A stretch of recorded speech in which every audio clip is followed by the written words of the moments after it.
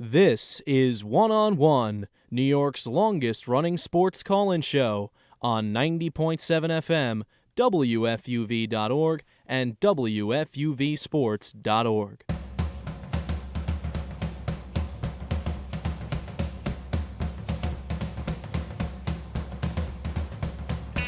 My goodness, it is incredible to be back in studio. Welcome to One on One, New York's longest running sports call-in show.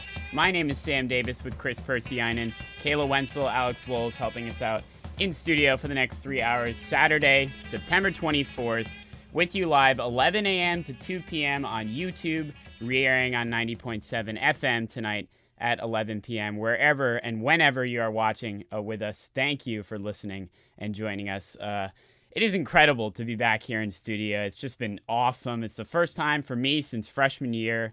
I've actually never done a show in studio. Of course, we did our training freshman year, and then obviously with what happened over the past year or so, doing everything remotely, just a bit of a situation. And I know for you, Kris, at least for one-on-one, this is your first time doing it in studio as well. Absolutely, Sam. I am thrilled to be here in the studios. We're like WFUV. smiling way too much. Too much. But I mean, it's a great show. We got a lot to talk about, and we're here. We're here. Yeah. We are. Someone's going to yell at me for making too much of a Knicks reference, but we're here. And to be back in the studio, I say back because I've been in the studio before, but this is my first time in this studio as a student of Fordham University. So pretty exciting.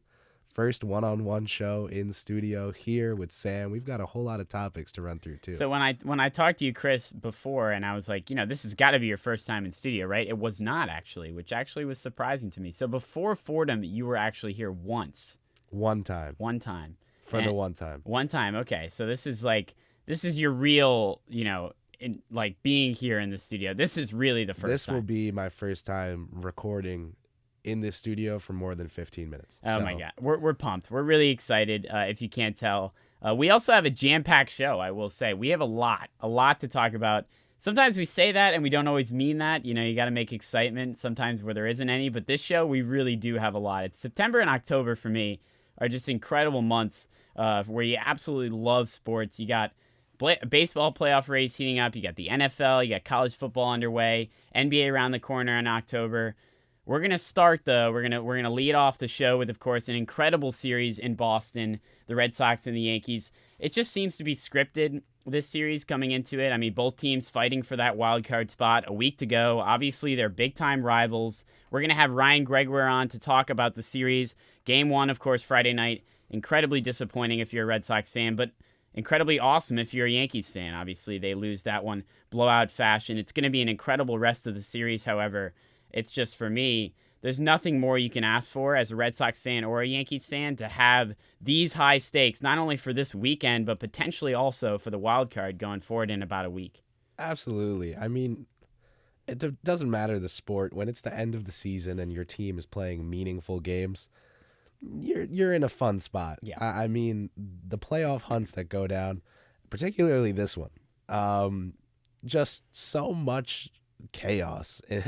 Teams with so much additional pressure. Yeah. Every single game. I mean, you're not just playing a regular season game. You could literally be deciding whether you're on your couch or on the field. I mean, if the Yankees go out and sweep the series, I mean, all of a sudden the standings are basically flipped. When you came into this one, the Red Sox were up 2 games.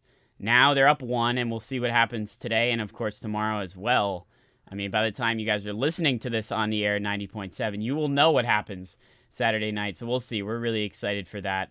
We'll have Ryan Gregoire on, our Yankees beat reporter, to talk that series. Then we have Dave Lennon, an interview. We sit down with him. Of course, Ryan Gregoire and Alex Wolves will sit down with Dave Lennon from Newsday.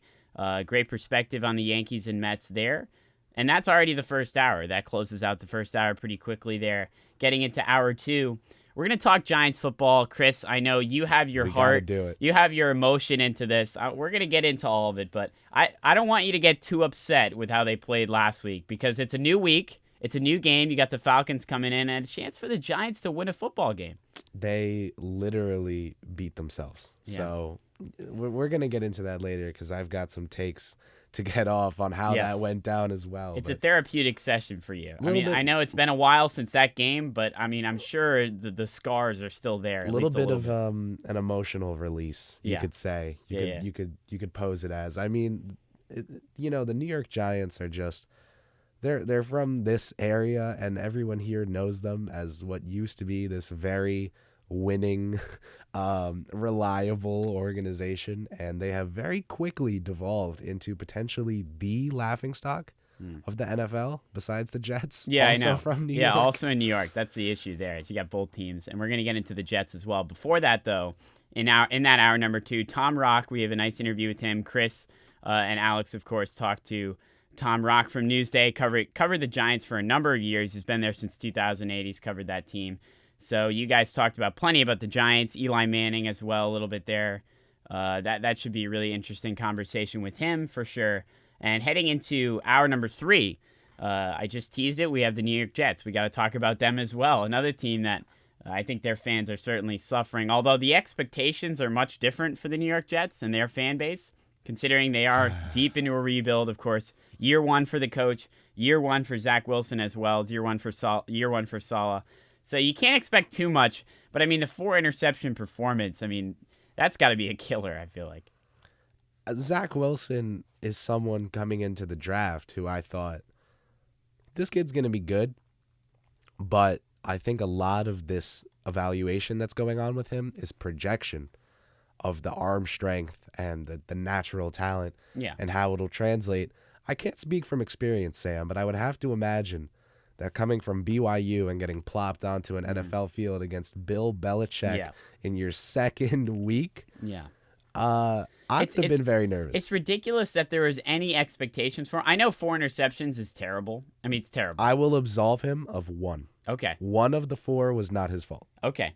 So let's say 3 interceptions. 3 interceptions. Still terrible. Those were bad. Still terrible. Those were all bad. But, I mean, for anyone to have realistic expectations for Zach Wilson to be good against the Patriots and Bill Belichick, what he's done against rookie quarterbacks, I mean, that's asking a lot. That is asking a lot. It is early in the year. We're going to pump the brakes a little bit on the Jets and their fans. I know they're incredibly emotionally invested, and with the way the season has started, obviously, I'm not saying don't be upset, because obviously that's impossible to say after a game like that. Of course. But we'll see. I mean, they have the Broncos coming up this week. We'll get into all that. We're going to talk a little college football as well. For me, I don't know. The reason I like college football so much, and I've grown up watching it, so maybe there's a little bit of nostalgia there in it for me as well. But the atmospheres. I mean, we saw it Penn State-Auburn last week, the whiteout, 109,000 people there. Just incredible atmospheres that college football brings. Virginia Tech. Yeah, Virginia Tech as well. You go down the list. I mean, the SEC, even Florida, Alabama, that was a great atmosphere. That's something that we desperately missed, of course, with the COVID and everything that was going on, and the no fans in the stands. To have fans back and college football fans back, I'm so grateful for that. It's like you were saying earlier, it's a great time of the year, Sam. Yeah, it's a great time of the year for sports. We know that my favorite sport, basketball, is gearing up to get ready. It's almost just like a couple weeks before Christmas. They start playing the music. They get the trees up in the stores. No one's getting any gifts, but we're starting to celebrate. The NBA is warming up. We have baseball, playoff race heating up. Yeah.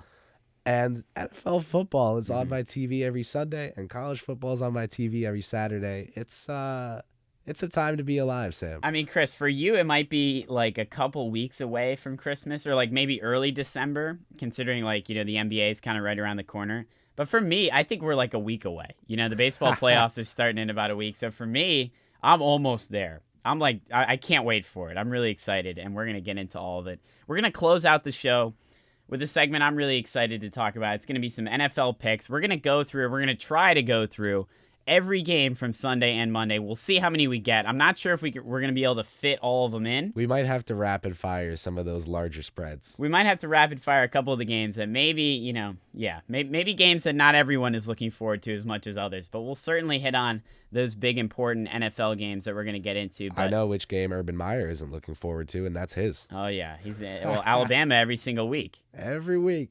Well, we'll get into all that. But anyway, I think it's going to be an incredible show. Sam Davis, Kris Pursiainen, you're watching One on One. We will be back in studio. That's never going to get old saying that. Stick around. We'll be right around the corner.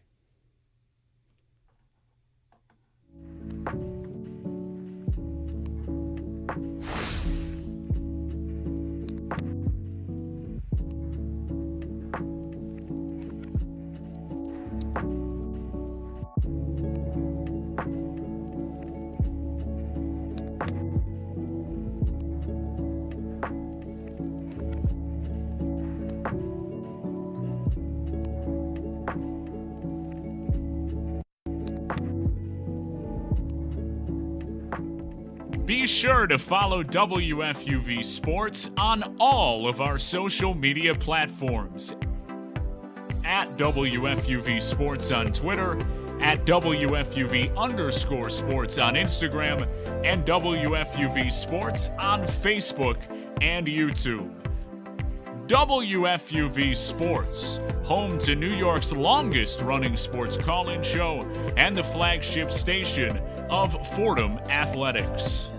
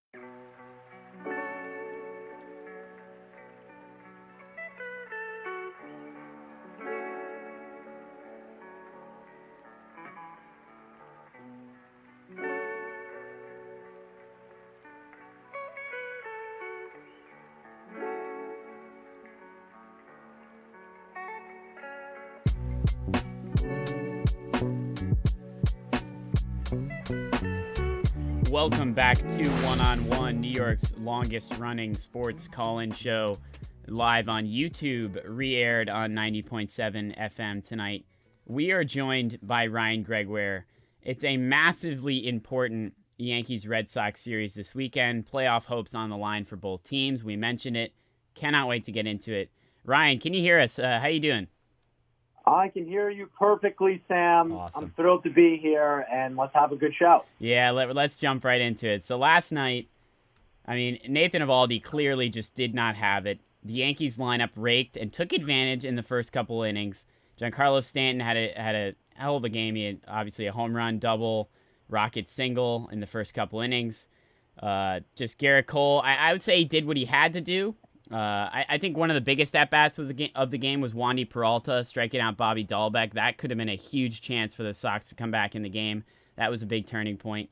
But the Yankees did everything that they had to do to win. Ryan, I want to just get your thoughts on the win from yesterday.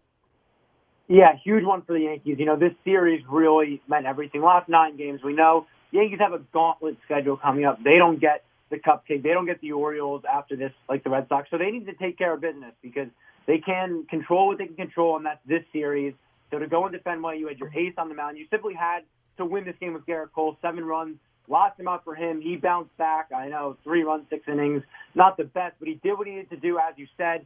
The offense came alive, jumped on Nate Eovaldi. Yankees now a game behind the Sox for the first wild card. They're now 2 games up on a playoff spot. Blue Jays lost to the Twins back-to-back nights. Very good for both the Yankees and the Red Sox in that regard. But this win was huge for the Yankees. Grab the first one in Fenway and go from there. I think the scary part about this, and Chris, I'll get your opinion on this too, from a Red Sox perspective, and that's where I'm speaking from. I mean, I'm not going to hide it. That's where I'm speaking from. I was extremely emotional watching the game last night, and emotional is a nice way to put it. Very angry is another way to put it. Anyway, I think the scary part is from a Red Sox perspective, and a great part from the Yankees perspective, is you were seeing what I think a lot of people think might be the wild card pitching matchup. You have Garrett Cole, who's going to be that wild card game starter for the New York Yankees, and who would you rather want? I mean, he's the guy that you have to go to. We've talked about how he's been inconsistent at times, but Garrett Cole is that guy to pitch in those big games. Absolutely. He showed it last night. Nathan Eovaldi, on the other hand, is probably going to be the Red Sox starter in the wild card game, just due to the fact that Chris Sale will probably have to pitch in a meaningful game shortly before even this coming week in order to get the Red Sox into that wild card, because that's not a guarantee. So that's scary for me.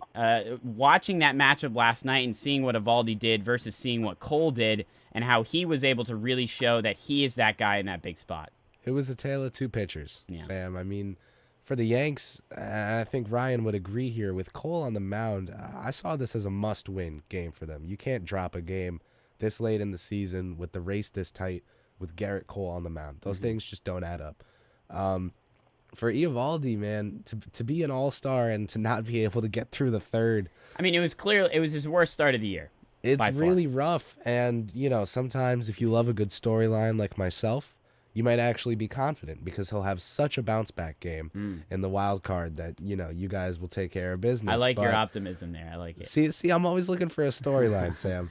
The thing with the Yanks and the Sox last night, though, is that, just as you were saying, that was potentially an audition from both sides for that wild card matchup, and the Yankees just got the lead role in that play. I mean, it was dominance. I wanted to ask Ryan something, just from his experience covering this team this year and going to these games. Have you noticed a different vibe, or to even point you in a direction? Has the clubhouse been more tense recently with these weeks getting so intense? To put it that way?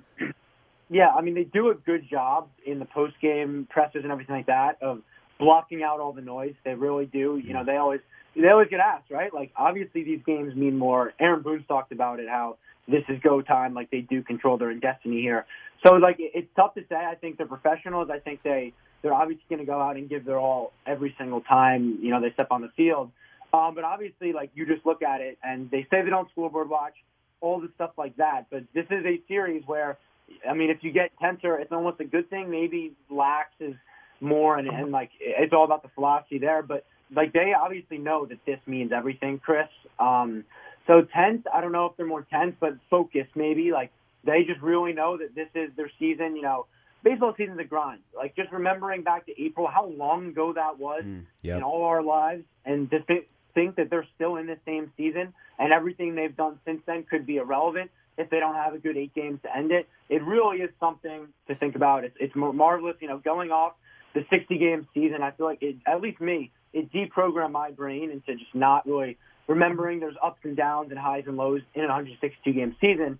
So I think that's been something where, from a fan perspective, it certainly changed. And to go off Sam's thing, the Eovaldi, I'm surprised, Sam, obviously you're a Red Sox fan, you follow the team closer than me, that it's automatically a given that he'd start the wild card game. I was watching with a few buddies yesterday, and they were asking me who would I rather face, Sale or Eovaldi, and I didn't really know the answer. Eovaldi definitely had better recent success before this start. Chris Sale, that last year before Tommy John really struggled against. Well, here's the thing. Here's the thing, Ryan. I'm going to cut you off because Garrett, like, we've had the conversation about Garrett Cole starting that big game because he's your guy. Chris Sale is your guy if you're the Boston Red Sox. That's the thing. No matter what he's done this year, I mean, sure, he's coming back from injury. There's concern there. But Chris Sale is your guy to go out and get that big start in that big game. That, for me, is the bottom line. And that's, for me, is why, maybe they do go to Sale. I'm not really sure the way every game lines up for the next week. But, so maybe they do end up going to Sale. But for me, I would feel a lot more comfortable in that position just because I trust him and I know what he can do in a wild card game.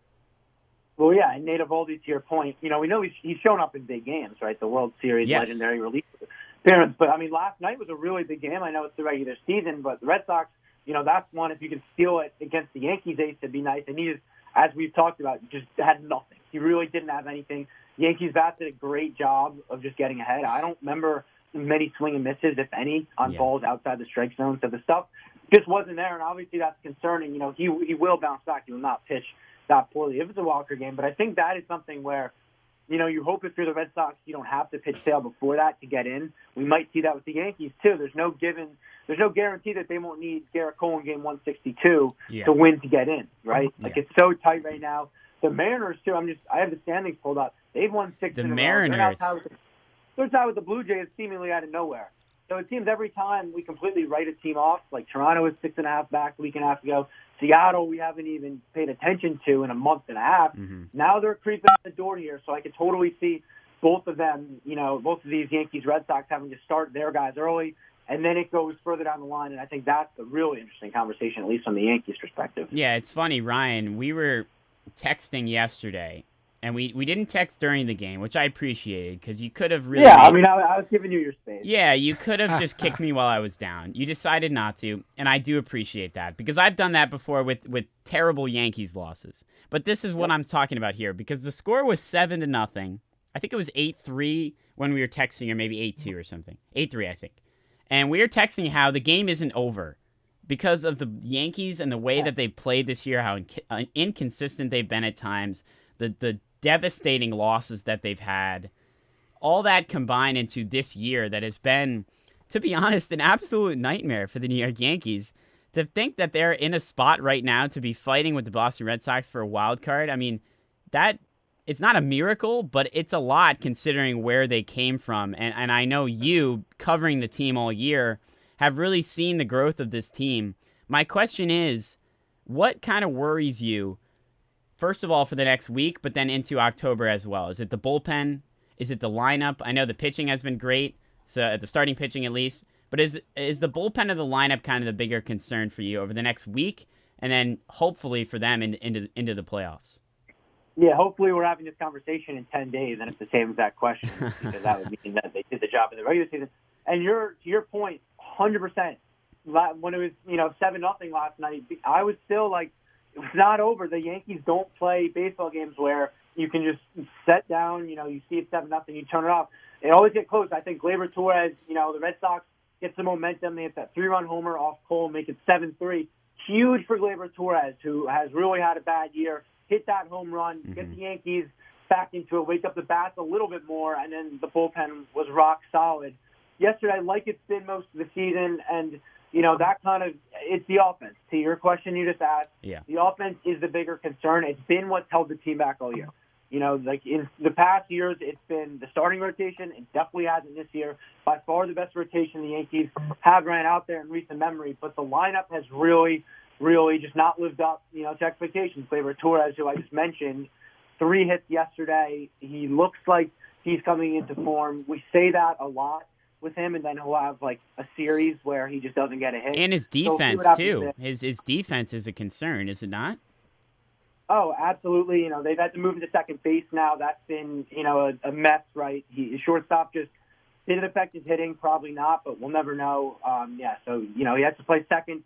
DJ LeMahieu obviously regressed. I could go through everyone here, but it's definitely the Yankees' home run or nothing approach. It always has kind of struggled a little bit in the playoffs. Like, while the rotation has always been, the weak point, if you look at the actual playoffs, it's been the lineup not hitting. Yeah. 2017, games 6 and 7 in Houston, they scored 1 run in those 2 games combined. So it's been the lineup that's really let them down. Last year, COVID year, they scored 1 run in the elimination game. Like, that's what is a concern for this team. You have some guys getting hot. Giancarlo Stanton, Joey Gallo has really turned things around, 1,200 OPS in his last 15 games.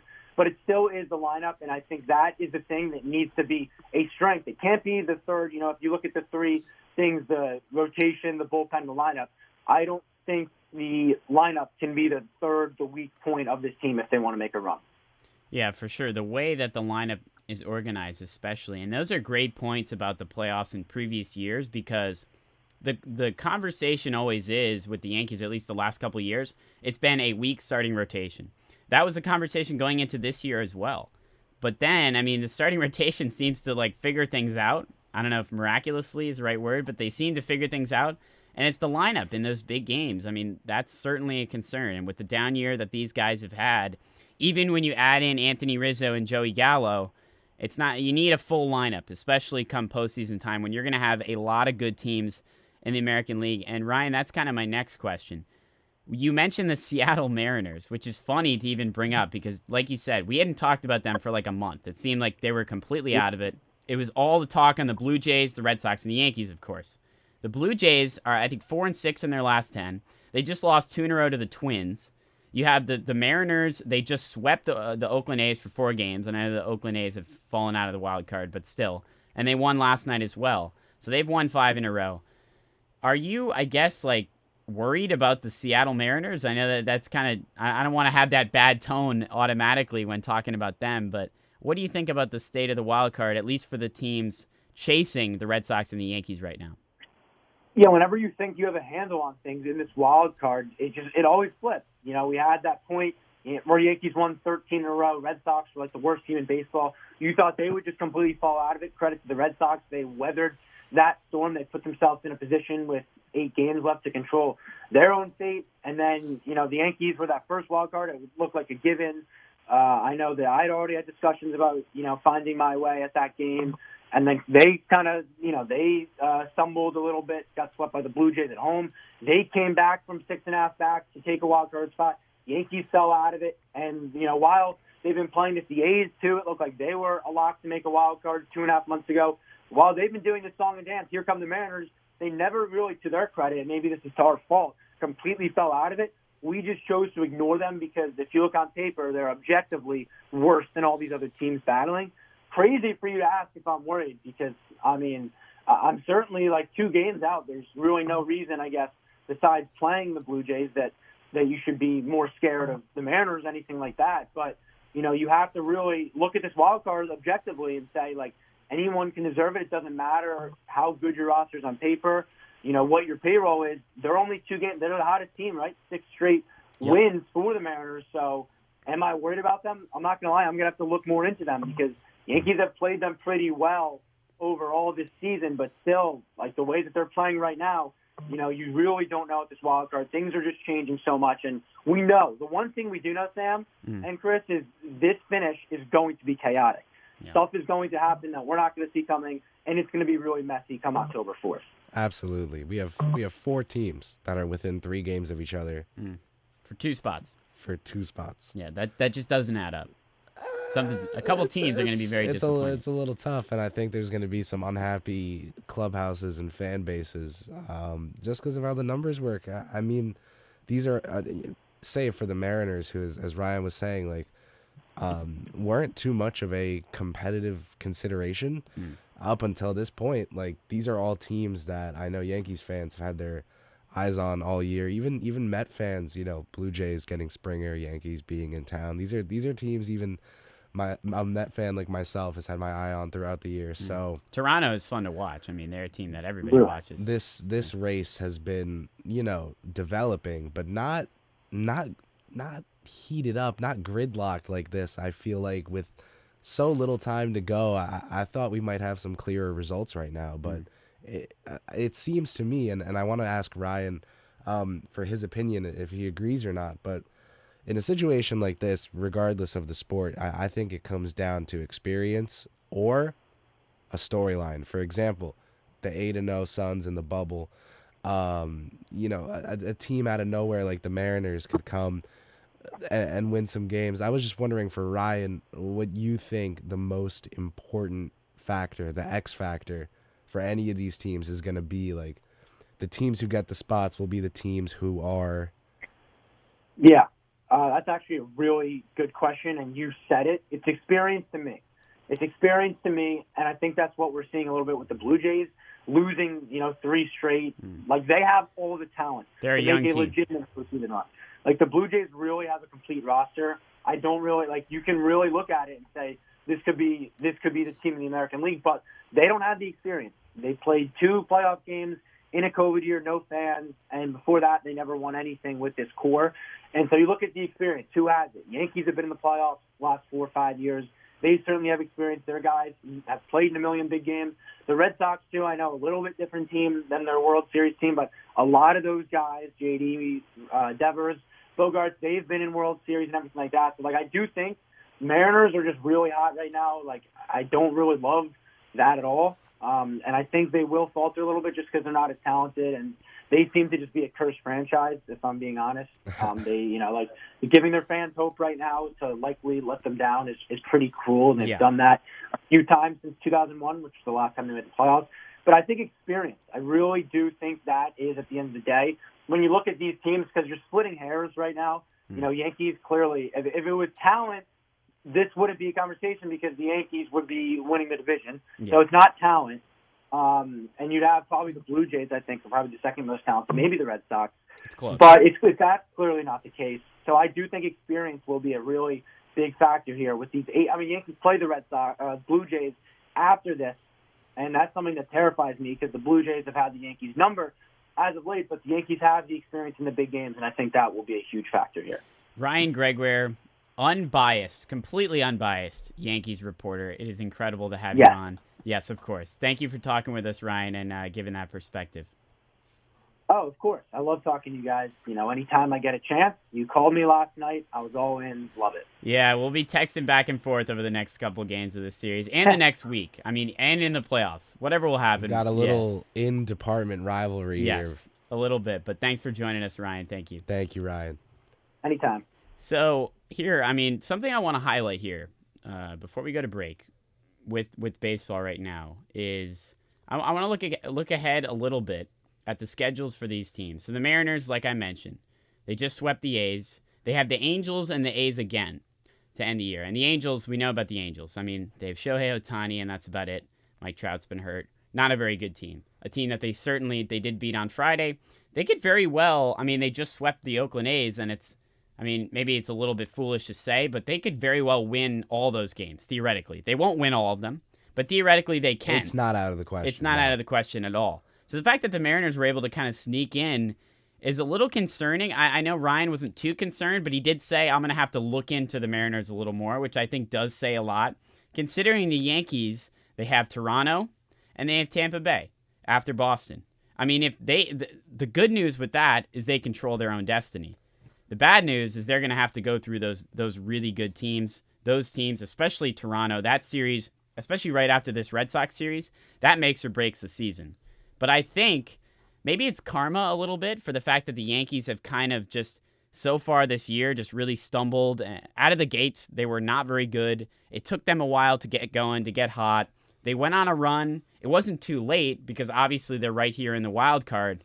But now, in the most important part of the season, they're going to be fighting for their playoff lives. And not only are they fighting for their playoff lives, but they have to go through Boston this weekend, which, they looked good Friday night, but we'll see what happens in the rest of the series. And then they have to go through Toronto, and then they have Tampa Bay. And the only thing I will say about Tampa Bay is maybe they'll clinch by then.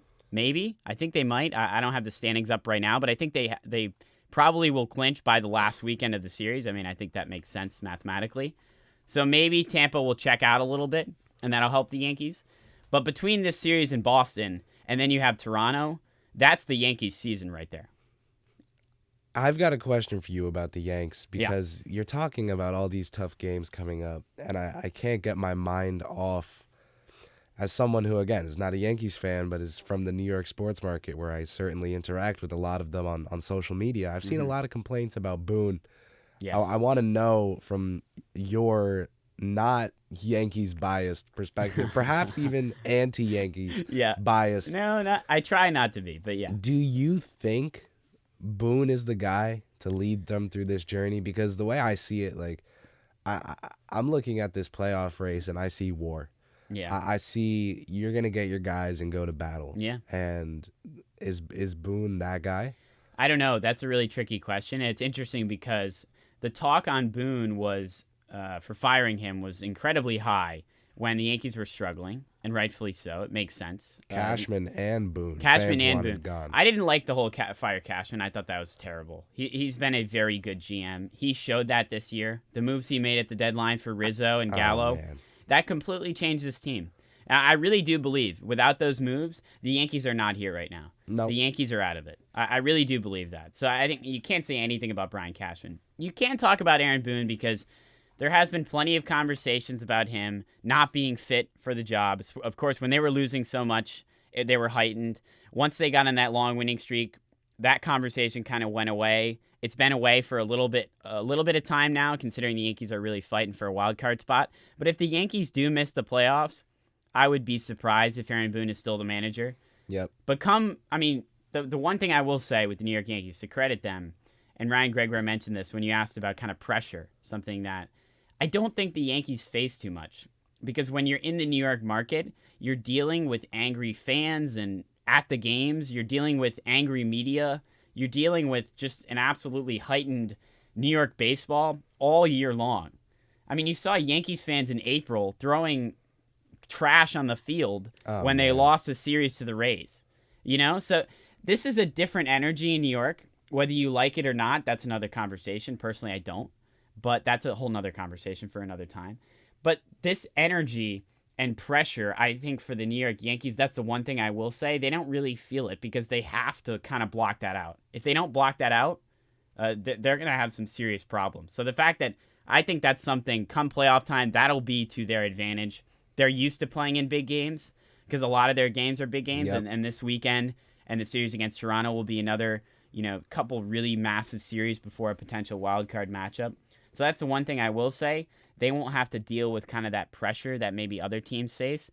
But you could say the same thing about the Boston Red Sox. I mean, they're in an environment, in a city. It's a similar environment in Boston in terms of their sports teams. So, and the Red Sox, another thing on them, with their schedule, they have the Orioles and the Nationals to end the year after this Yankees series. So this series for them, I think, is massive because it's your last taste of a playoff team before a potential wild card game. And I think you want to have some confidence going into that series. And sure, maybe the Orioles and Nationals will provide a little bit. Get them right. Yeah, maybe that'll provide a little bit of that confidence. But you can't manufacture that, and you can only really get that against playoff teams like the New York Yankees. Iron sharpens iron, man. Exactly. So come a series, Red Sox, I think this weekend, not like it isn't big enough. I mean, you can't stress how massive it is, of course, with the playoff implications. But for the Red Sox perspective in general, I think it's even bigger. Just because of the fact that they have the Orioles and Nationals after, which is a good chance for them to still make the playoffs. But you want to have confidence, especially like the Eovaldi start. That's what hurts me so much last night.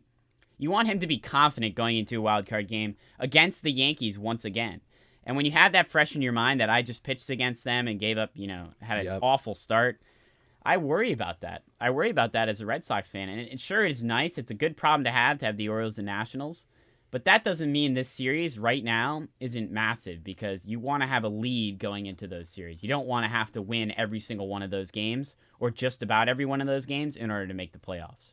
For sure. I mean, Boone said it himself after the game yesterday that all these games are important, but that it was just one win. Like, they really have to focus on all these other games. He said, I think the next thing he said was, we got to hit the showers because we have another game this big tomorrow. Mm-hmm. So for me, it's crunch time, man, and that's why I asked Greg Ware about that X factor for him because, and I agree, it's experience. Yeah, because just as you were saying, the New York Yankees, that New York media market is different, man, and for a team that always has such great pressure on it, to be dealing with more.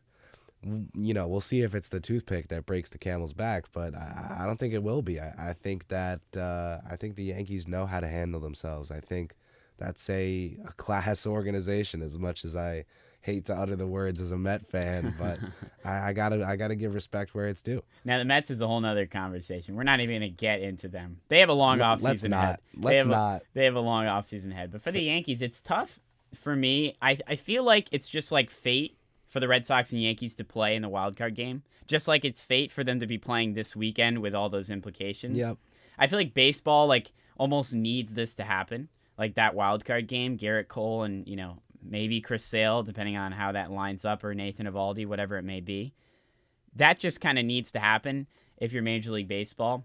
But the Yankees have to go through Toronto, and that's a big weekend. I know that Toronto's struggling right now, but we know how powerful they can be. We know how good their lineup can be.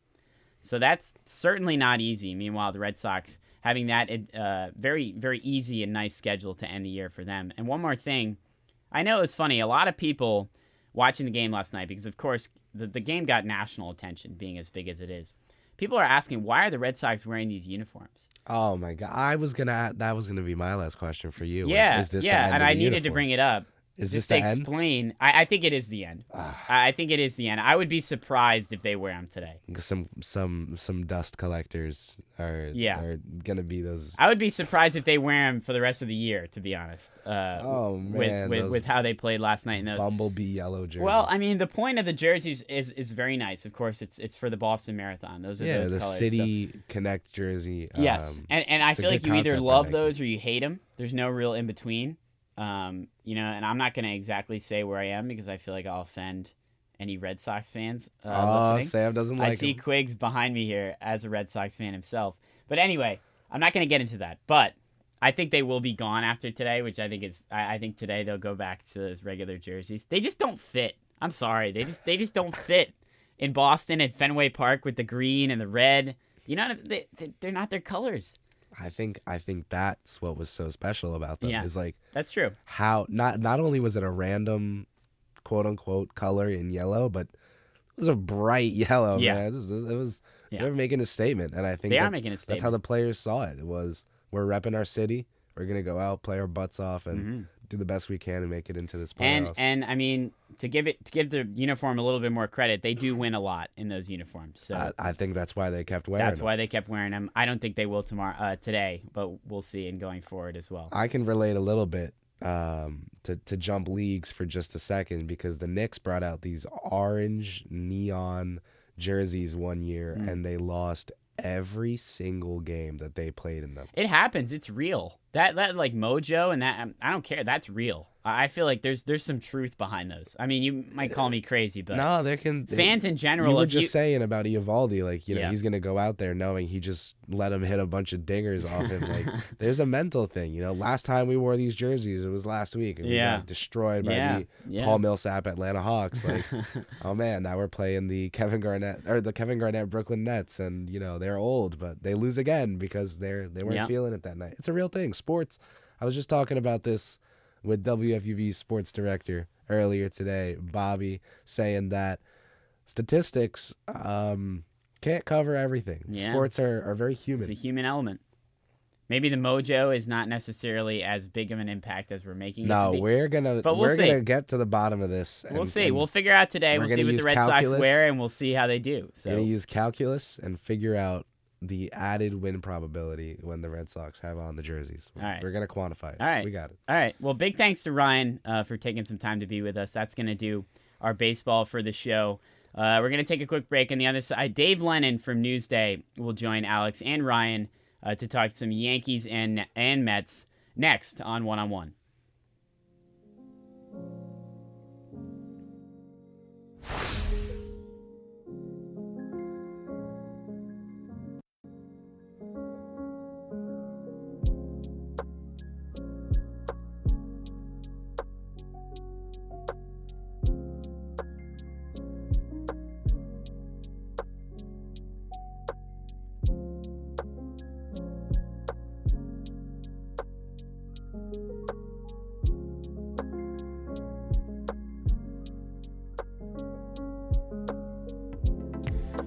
To support the WFUV Sports Department, visit support.wfuv.org to become a member or make a one-time donation.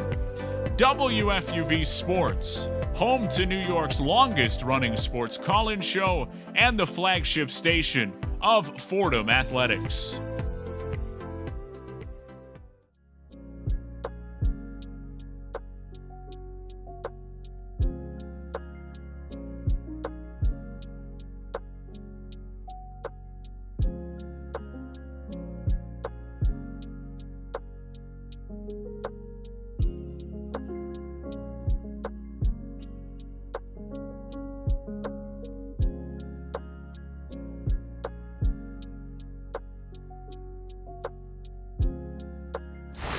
New York's longest running sports call-in show. Alex Volz, Ryan Gregware, and now pleased to be joined by Dave Lennon, an award-winning baseball columnist for Newsday, covering the Mets and Yankees as we head into the home stretch of the season here. Dave, thanks so much for being here. How are you?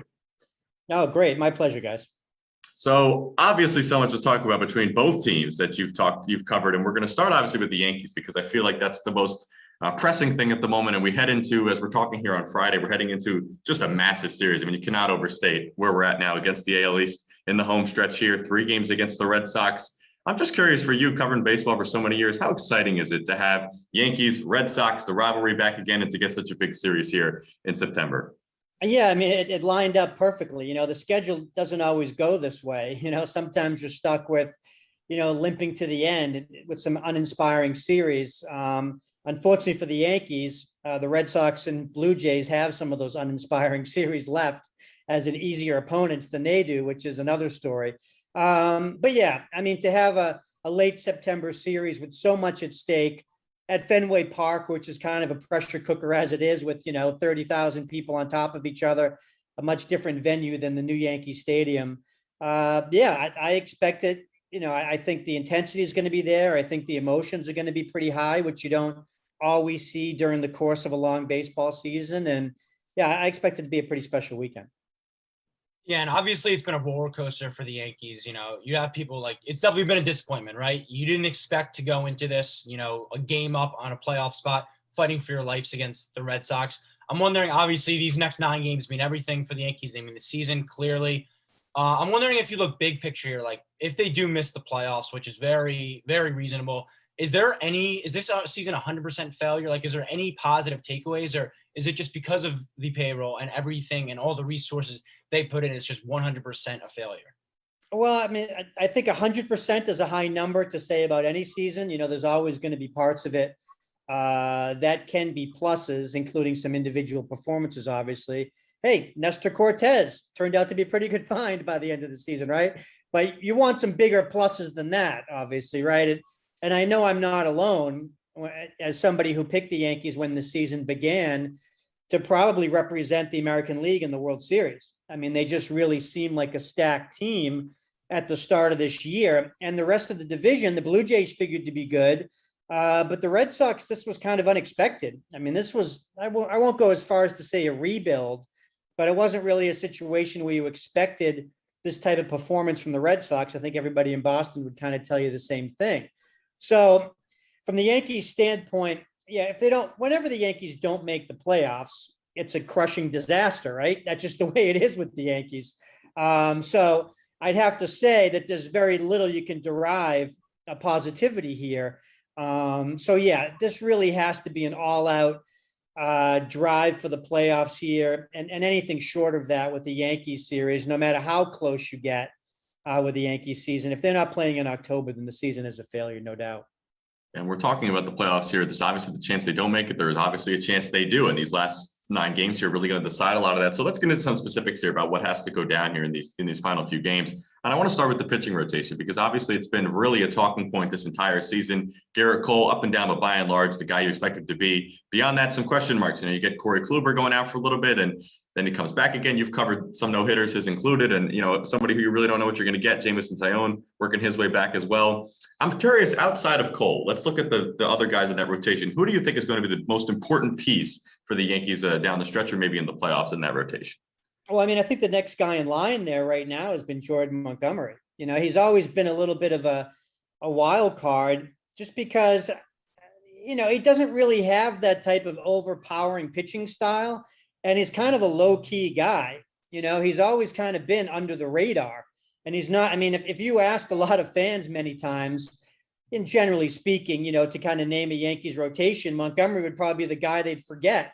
They'd be like, I know I'm leaving out somebody. I wonder who that could be. Typically, it's Jordan Montgomery, and he's the lefty, which has always been a valuable guy to have in Yankee Stadium, through the years. Traditionally, left-handed starters are pretty important for them. So he's the guy I point to. And he's the guy that if they make it beyond a 1-game wild card, that's going to be pretty huge. As typically your game 2 starter, I mean, it's going to have to be juggled, because you'll have Cole in the wild card game, and you'll have to redo the rotation after that for the next round. But after that, I mean, Taillon was really a very promising guy, and took off after a slow start. I mean, I know I was among the people that were certainly, trashing is too strong a word, but, we're wondering what the Yankees had gambled on with him, because it took him kind of a while to get going. But when you looked at his performance in July and into August, he was one of the best pitchers in the American League at that point. So his injury was a big blow to them. That was pretty rough. And then you just go down the list of the guys that have done a pretty good job filling in, whether it's Louis Heel, who was a nice surprise for them, leveled off a little bit in his past couple starts. But, Kluber is tough to predict. I mean, he obviously has the pedigree. The injury he's coming back from was a little concerning. The other night, it was kind of a tough start to read from him. As Boone said, a lot of soft contact. And there were a couple balls that hit him that hurt him, the bloop behind LeMahieu. So, they have pitchers in the rotation that can pitch well. I'll say that. But at the same time, it's not really a crew that would roll into a series and you would say, here's where the Yankees have a big advantage. Other than Cole, I will give Montgomery kind of a nod in that number 2 slot. I think he can be a competitive number 2 for them now. But beyond that, as we know from watching this group, the rotation can hardly be considered a big strength of this team. Yeah, and some guys that would be in rotation spots, Luis Severino, Domingo Germán, both obviously now just coming back. Germán's still waiting to get in that first game. It looks like we're going to see them in kind of multi-inning roles in the bullpen. I'm wondering, do you see kind of like them being X factors potentially? Do you see big spots for them, or do you think it's kind of just eat up some innings when games are out of hand and save the big arms?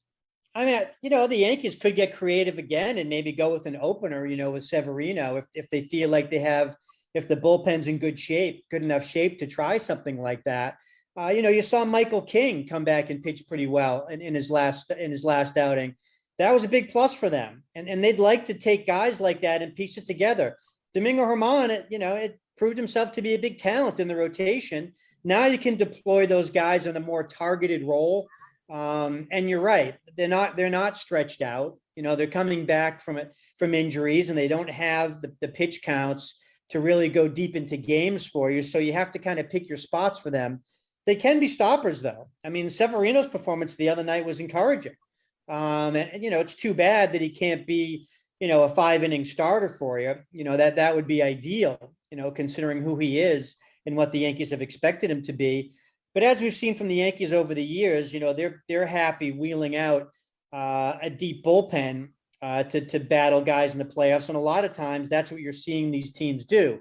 Now, do the Yankees have that bullpen depth? Recently, they really hadn't, obviously, but an encouraging thing to see from that when you add Germán and Severino to the mix, that the back end is starting to look a little better. I mean, Chapman has passed a couple times out, has given the Yankees reason to feel confident now in that closing role. And that's something they hadn't had for weeks at a time with him.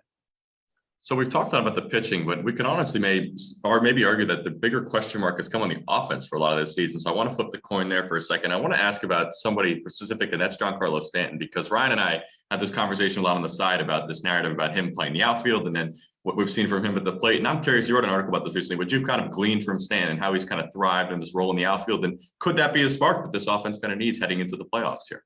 I mean, I think we've seen a lot of times out of players, and not just Stanton guys, and you guys watch a lot of baseball and you've seen it too, is that, a lot of guys aren't happy being DHs. They just don't feel involved in the game, especially I'll say if things are going poorly for you offensively. If you've just, struck out 3 times and now you have to go to the plate again in the 9th or whatever, is your head going to be all the way in the game if you don't really have a chance to do anything else, but you've failed in your 3 chances to contribute in any way for the team? Now, I think with Stanton, and I pointed it out in that article that you mentioned, it's a smaller sample size. I mean, he's only had about 25 starts in the outfield so far, which is about roughly 25% of his starts of DH. But those numbers have been good. I mean, his OPS has been solid, and, his home runs have been good. He's driven in a ton of RBIs. I think in that span, he has like 18 RBIs in 25 games or something. So I think getting his head involved in the game that way is better. He was in the MVP of the National League in 2017 as a right fielder. And he's an athletic guy. You watch him run now. He's not what he was. I mean, he doesn't really move too artfully out there, but it's sufficient. And I think what it's given them is a little bit more flexibility.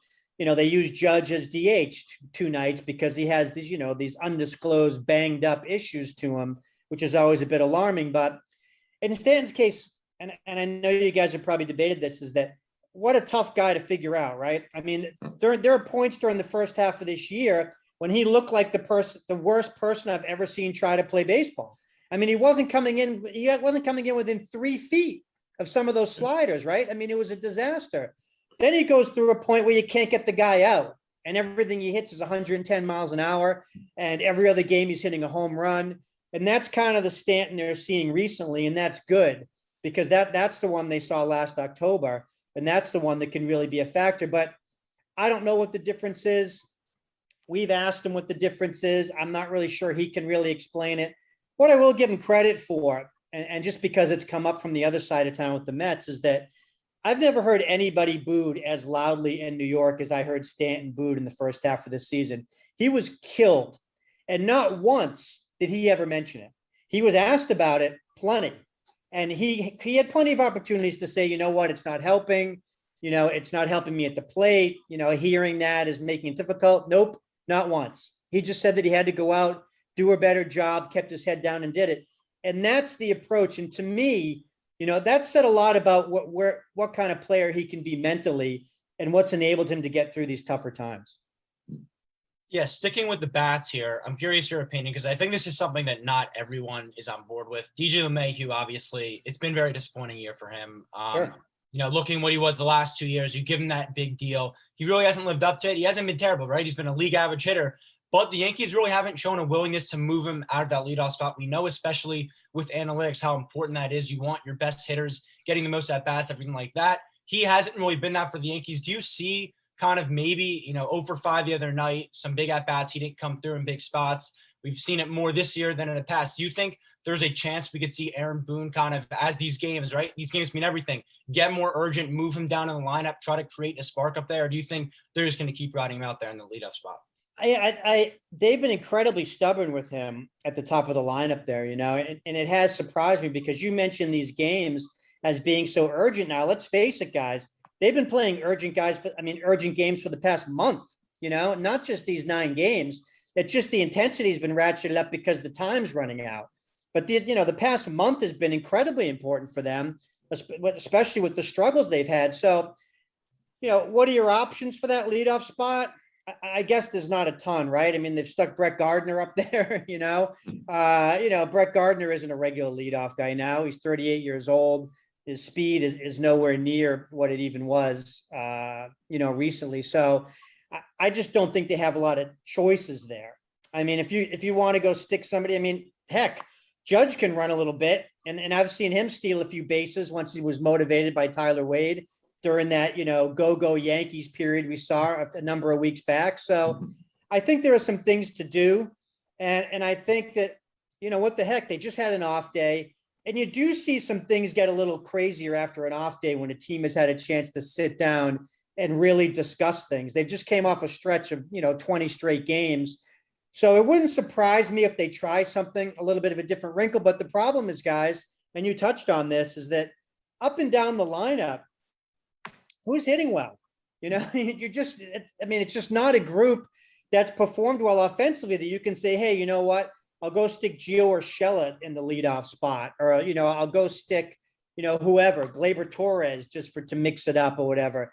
No, Torres, I take it back, has been hitting better lately. So, but he's not a leadoff hitter guy. Some of his at-bats are atrocious with some of the wild swings that he does. So just not a lot of options, and despite LeMahieu's kind of downer of a year, I think they just feel like he's the least bad of not a great bunch. Yeah, so many things we could talk about with the Yankees. I feel like we've gone here 15 minutes, barely even scratched the surface, and one last week here to figure it all out. But I do want to ask before we let you go about the Mets, because this might be the last Saturday we end up talking about the Mets with the way things are going right now. So I want to ask you a couple of questions about them. And just more broadly speaking, you look at where we were months ago to where we are now, and it's safe to say they're out of the playoff picture. I've been optimistic all year long, but I think it's safe to say that now. I'll concede there. What do you think just went wrong from where we were months ago to where the Mets are now? A huge opportunity here in the NL East with the down year that it's been, and they just can't get the job done. If you told me when the season began what the NL East was going to look like and what these teams' records were going to be, leaving the Mets out of it, I would have said the Mets would have been running away with this division by 10 games. It's astonishing that the division has played as poorly as it has, and the Mets haven't been able to take advantage of that. And talking to people in the front office, when they look and analyze the group here, it's no mystery. You've just had it up and down the lineup of just everybody having below average years. I mean, who's having a decent year? Pete Alonso, right? I mean, he's the guy that's had a decent year. Has it been outstanding? No, but he's been probably the most productive in there, aside from Javi Baez. Baez has been the best player on the team since they made that trade. So I think that I wonder, they replaced Chili Davis back in May in the first week, that they said he just didn't really fit the program analytically. And, Hugh Quattlebaum certainly hasn't come in and lit the world on fire. I just don't see, guys, when you watch their games, what's their approach at the plate? I mean, this is just a group that is just up there, by the seat of their pants, swinging wildly. There's, sometimes there's discipline to the fact they're taking strike three right down the middle. Sometimes they decide to just be aggressive, swing at 3 straight pitches, and that's it. There's just no consistent approach among this group. They're up there just kind of feeling their way. Jeff McNeil, the bottom just really fell out of him. I mean, this is a guy that was supposed to be like contending for the batting championship every year. And he's just been a disaster offensively. So I don't know what's going to happen as far, obviously we know there's going to be a new president of baseball ops coming in, what that means for the coaching staff, what this guy has for ideas hitting wise. I just think they've really been adrift offensively about what they need to do. And I think we've seen that. I mean, their lack of offensive production in the second half, I think you've seen some of their numbers be okay, certainly OPS wise and stuff. But as far as what they can do, with runners in scoring position is insane. There's no explanation for that. With the bases loaded, to be as bad as they are, I mean, that is the most advantageous situation you can have as a hitter. And they've been a zero there. So mentally, I think the season got away from them. They don't have the experience level to pull it back in. They don't really have the manager or the coaching staff to reel it back in. And I think that's why you saw it unravel the way that it did. I'm fascinated to see where they go from here, because obviously we talked about, we've heard some kind of maybe smoke about bringing guys back, running it back with the scouting department, everything like that. But when it comes to the players, I think, it's a big offseason, obviously, for the Mets at a crossroads here. Marcus Stroman, Noah Syndergaard, Conforto, Javi Baez, all free agents at the end of the year. We know Steve Cohen is willing to spend. I'm just wondering, though, obviously he can't bring everyone back, right? It's the reality of the sport. Who are some of the guys that you think they should put an emphasis on to make sure they're part of this core for the future? Well, I mean, as far as the people that have contracts up, I think Baez has shown himself to be a keeper now. I mean, how did he all of a sudden just fix himself? He came in here as a guy that would basically swing at a pitch if he threw it at the backstop. And now he's become a disciplined hitter. Now he's become the most disciplined hitter in the lineup somehow. So I think it's worth exploring that with him. I think the fact that he has a good relationship with Lindor isn't a bad thing. I think if those two guys can get the best out of themselves, provided you have a good manager that can kind of keep everybody in line, I don't think that's a bad idea. Syndergaard is a guy that I've gone back and forth on quite a bit. I mean, he's just gone 2 years without throwing a meaningful pitch for the Mets. You're talking about he's not throwing breaking pitches. He's fastball changeup now because he's worried about his elbow. And now you're talking about offering this guy $20 million for a qualifying offer. I'm not going there. If I can get him on something more reasonable, something incentive based that might be interesting to him to keep him beyond 1 year, then fine. But I don't really feel a huge need to bring Noah Syndergaard back. I'm kind of curious where his price is going to go. He's had health issues in the past. He hasn't really changed his delivery. So that's a big question mark. And I'm going to need him on a better rate than the $20 million qualifying offer to bring him back. Conforto, that's another tough call for the qualifying offer. Again, it's 1 year. I think he has ability in there to bounce back. I wouldn't mind. I think, will he take a qualifying offer or will he try to sign someplace else to get that second year? That's a good question. But there's really not a lot of free agents that I need back out of this group. I mean, I'm willing to make much bigger changes. I mean, Dom Smith doesn't really have a place on this team. He's a guy you have to actively look to move during the offseason for sure. Jeff McNeil, where's his spot going to be? You have Robinson Cano coming back. Presumably you're going to try to make him a third baseman if you try to bring Baez back. So there's a lot of moving pieces here. There's certainly not a lot of guys on this team right now that I need back. You have Alonso, you have DeGrom, Stroman's an interesting question. He's had a great year. I don't know where the price is going to go for him. I know Steve Cohen, has tons of money, and money shouldn't be an object, but I was even surprised when people, if you talked about him getting Wheeler money, once you get north of 100 million for him, and I know that's where he's going to try to go, I wonder, is he that kind of pitcher? And I think if you can get him around 100, I think he's somebody that'd be worth investing in. If it goes much north of that, I think you can look elsewhere in putting your roster together. And another thing is just what's it going to look like? With the CBA coming up in December, what's it going to be like in trying to retain players? What's the luxury tax threshold going to look like? Even though with the Mets, I don't feel like they should be reined in by that necessarily. So tons of question marks about how this roster can be put together. That's why it's going to be fascinating to see what type of president of baseball ops winds up coming in here.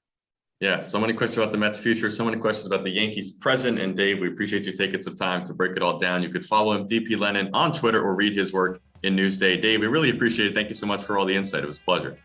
Guys, it was a lot of fun. And anytime, and enjoy this last week of baseball, because football isn't looking so hot in this area right now. Yeah, Ryan and I will definitely be watching it together, and we'll be right back with some more one-on-one right after this. Take care, guys.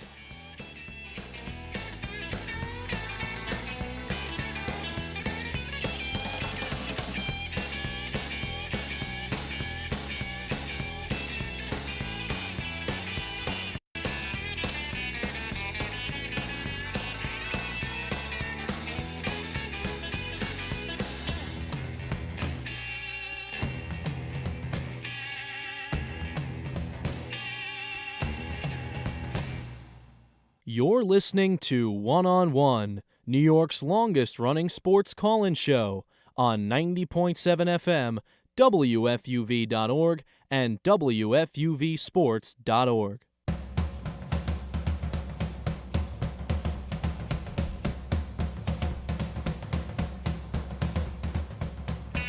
Welcome back to One on One, New York's longest-running sports call-in show, live on YouTube. Later on 90.7 FM, Sam Davis, Kris Pursiainen. Great interview there with Dave Lennon. Great talking Yankees and Mets. We're going to switch over to football here. Lots of football for the next 2 hours of our show, and that's okay because it's football season. Let's begin with the New York Giants. Of course, we mentioned it at the top of the show, Kris. New York Giants fan as you are, 0-2, coming off I'm going to call it heartbreaking loss. I think that's a fair way to say. Yeah. That game against the Washington football team. So before we get into this week against the Falcons, just briefly, I want to hear your thoughts on that loss to Washington. Man, I got to start off this segment by saying I'm a Giants fan myself, so of course I'm going to be coming from an emotional perspective. That's okay. Perhaps I will do my best to trudge through, wade through the waters of depression, and get an objective takeout. As someone who likes Joe Judge, I think that the first thing I want to highlight is his long-term commitment to being a very functional organization, a very organized organization. He has made a huge point of saying he wants the New York Giants playing in your mouth, but fundamentally sound football. To lose a football game because you took out your finest silver platter and handed them a second field goal attempt right on it. I mean, what are you doing? They shanked it, and you won the game, and then you didn't. And the reason you didn't is because you beat yourself. And when you beat yourself, it doesn't matter how the other team's playing. It doesn't matter if you're playing Mahomes or Heineke or Davis Mills.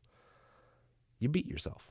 That's embarrassing. Well, and I don't know another way to see it if I'm the Giants. Here's something that I don't think a lot of people are talking about, and I don't know if you're going to agree with me, but the fact that you're in that position for the game-winning field goal, I think is already bad, considering the interception and a huge play by the Giants defense, who didn't really play well all game, but came up with that huge stop when they needed it most. Yep. And what did the offense have to do? Just keep the ball. Just keep the ball in their hands. It's like watching the Mets, man. No run support. Prevent anything else from happening. Instead, what do? I mean, they end up right back and giving that chance to Washington to kick that field goal. And I know they missed the first one, and I know jumping off sides, that's inexcusable. I'm not saying it isn't. And I'm not saying there's any reason to say that that's okay what happened there. Obviously, it's not. It's a bad play. However, to be put in that position, I think you're obviously setting yourself up to lose that football game. And you're setting yourself up in a game where there were some positives for the New York Giants. Daniel Jones running the football. I mean, he played really well. I mean, this offense in general, and I know he went at it a little bit with Galladay, right? I believe. So Kenny Galladay clarified that my theory was correct. So I will take my small miniature victory lap. There we go. Okay, what was it? Was the theory? Jason Garrett, everyone's favorite offensive coordinator. That was the receiving end of Kenny Galladay's screaming. Interesting. I'd have to go back and look at the tape there to see if that's accurate or not. You were just saying that the Giants there's a losing air around them, and they find a way to lose games. That's the thing. For me, I think it comes down to the man we just mentioned, in part because it feels like on offense that the Giants play to not lose. They play to not lose. They don't play to win.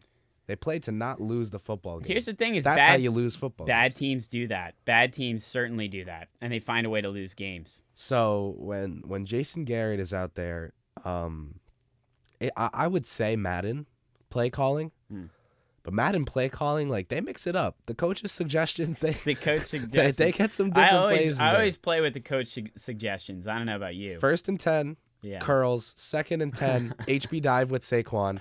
3rd and 11. HB dive with Saquon. 4th and 14, punt. Every drive.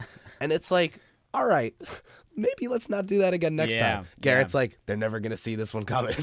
HB dive with Saquon up the middle. It's so frustrating to lose football games and to feel like the players who lost them didn't even get a chance to show what they could have done. Yeah. You want to talk about someone not getting a chance? Forget on the field. Kenny Galladay, I believe, is being a little misutilized. Kadarius Toney was the team's first-round pick, and I believe he has touched the football twice this year. Yeah. So that's nuts. And there were rumors that he wanted to leave. He wanted to get out of there. And Toney, man, he is he's a fireball that got hit by lightning. That kid can walk into the Giants facility and literally power the lights with his energy. I mean, he's so passionate about football and about his game and about getting better. I really don't think I can fault him after being taken in the first round by one of the more storied franchises in the league for being like, hey, what's going on here? Because he's sitting on the bench the whole time. Yeah, but it's so early. He's 2 games into his career, and he's already calling for a trade. I mean, doesn't that? I don't think he officially asked out. I just what think happened the was rumors that, of he said some things to the media, and the media didn't like that. Yeah. Basically, Toney and Saquon, I think by the end of the year, and Galladay, all 3 of those guys, by the end of the year are going to be performing like they're them. However, right now, it's not happening. Now, you can say that Joe Judge, last year the team got better as the year went on, and that if you're projecting that for this year as well, maybe this Giants team winds up with 9 wins somehow by the end of the. What are they doing? They're not making any noise in the playoffs. They're gonna have a worse draft pick. Like, I hate to view it from that perspective, but if 2 weeks in, you have 2 of your more winnable games in the entire season. Well, this one too, this coming week. Between these 3 games. To have your first 3 games be some of your easiest ones, and to be 0-2 going into your third, is just really, really suboptimal for a team that has failed to deliver on expectations. And I'm not a big expectations as a standard guy, but I am a big competence as a baseline standard guy. Yeah. And they've been 0-2 to start the season for 6 seasons straight now, I believe. That's consistency.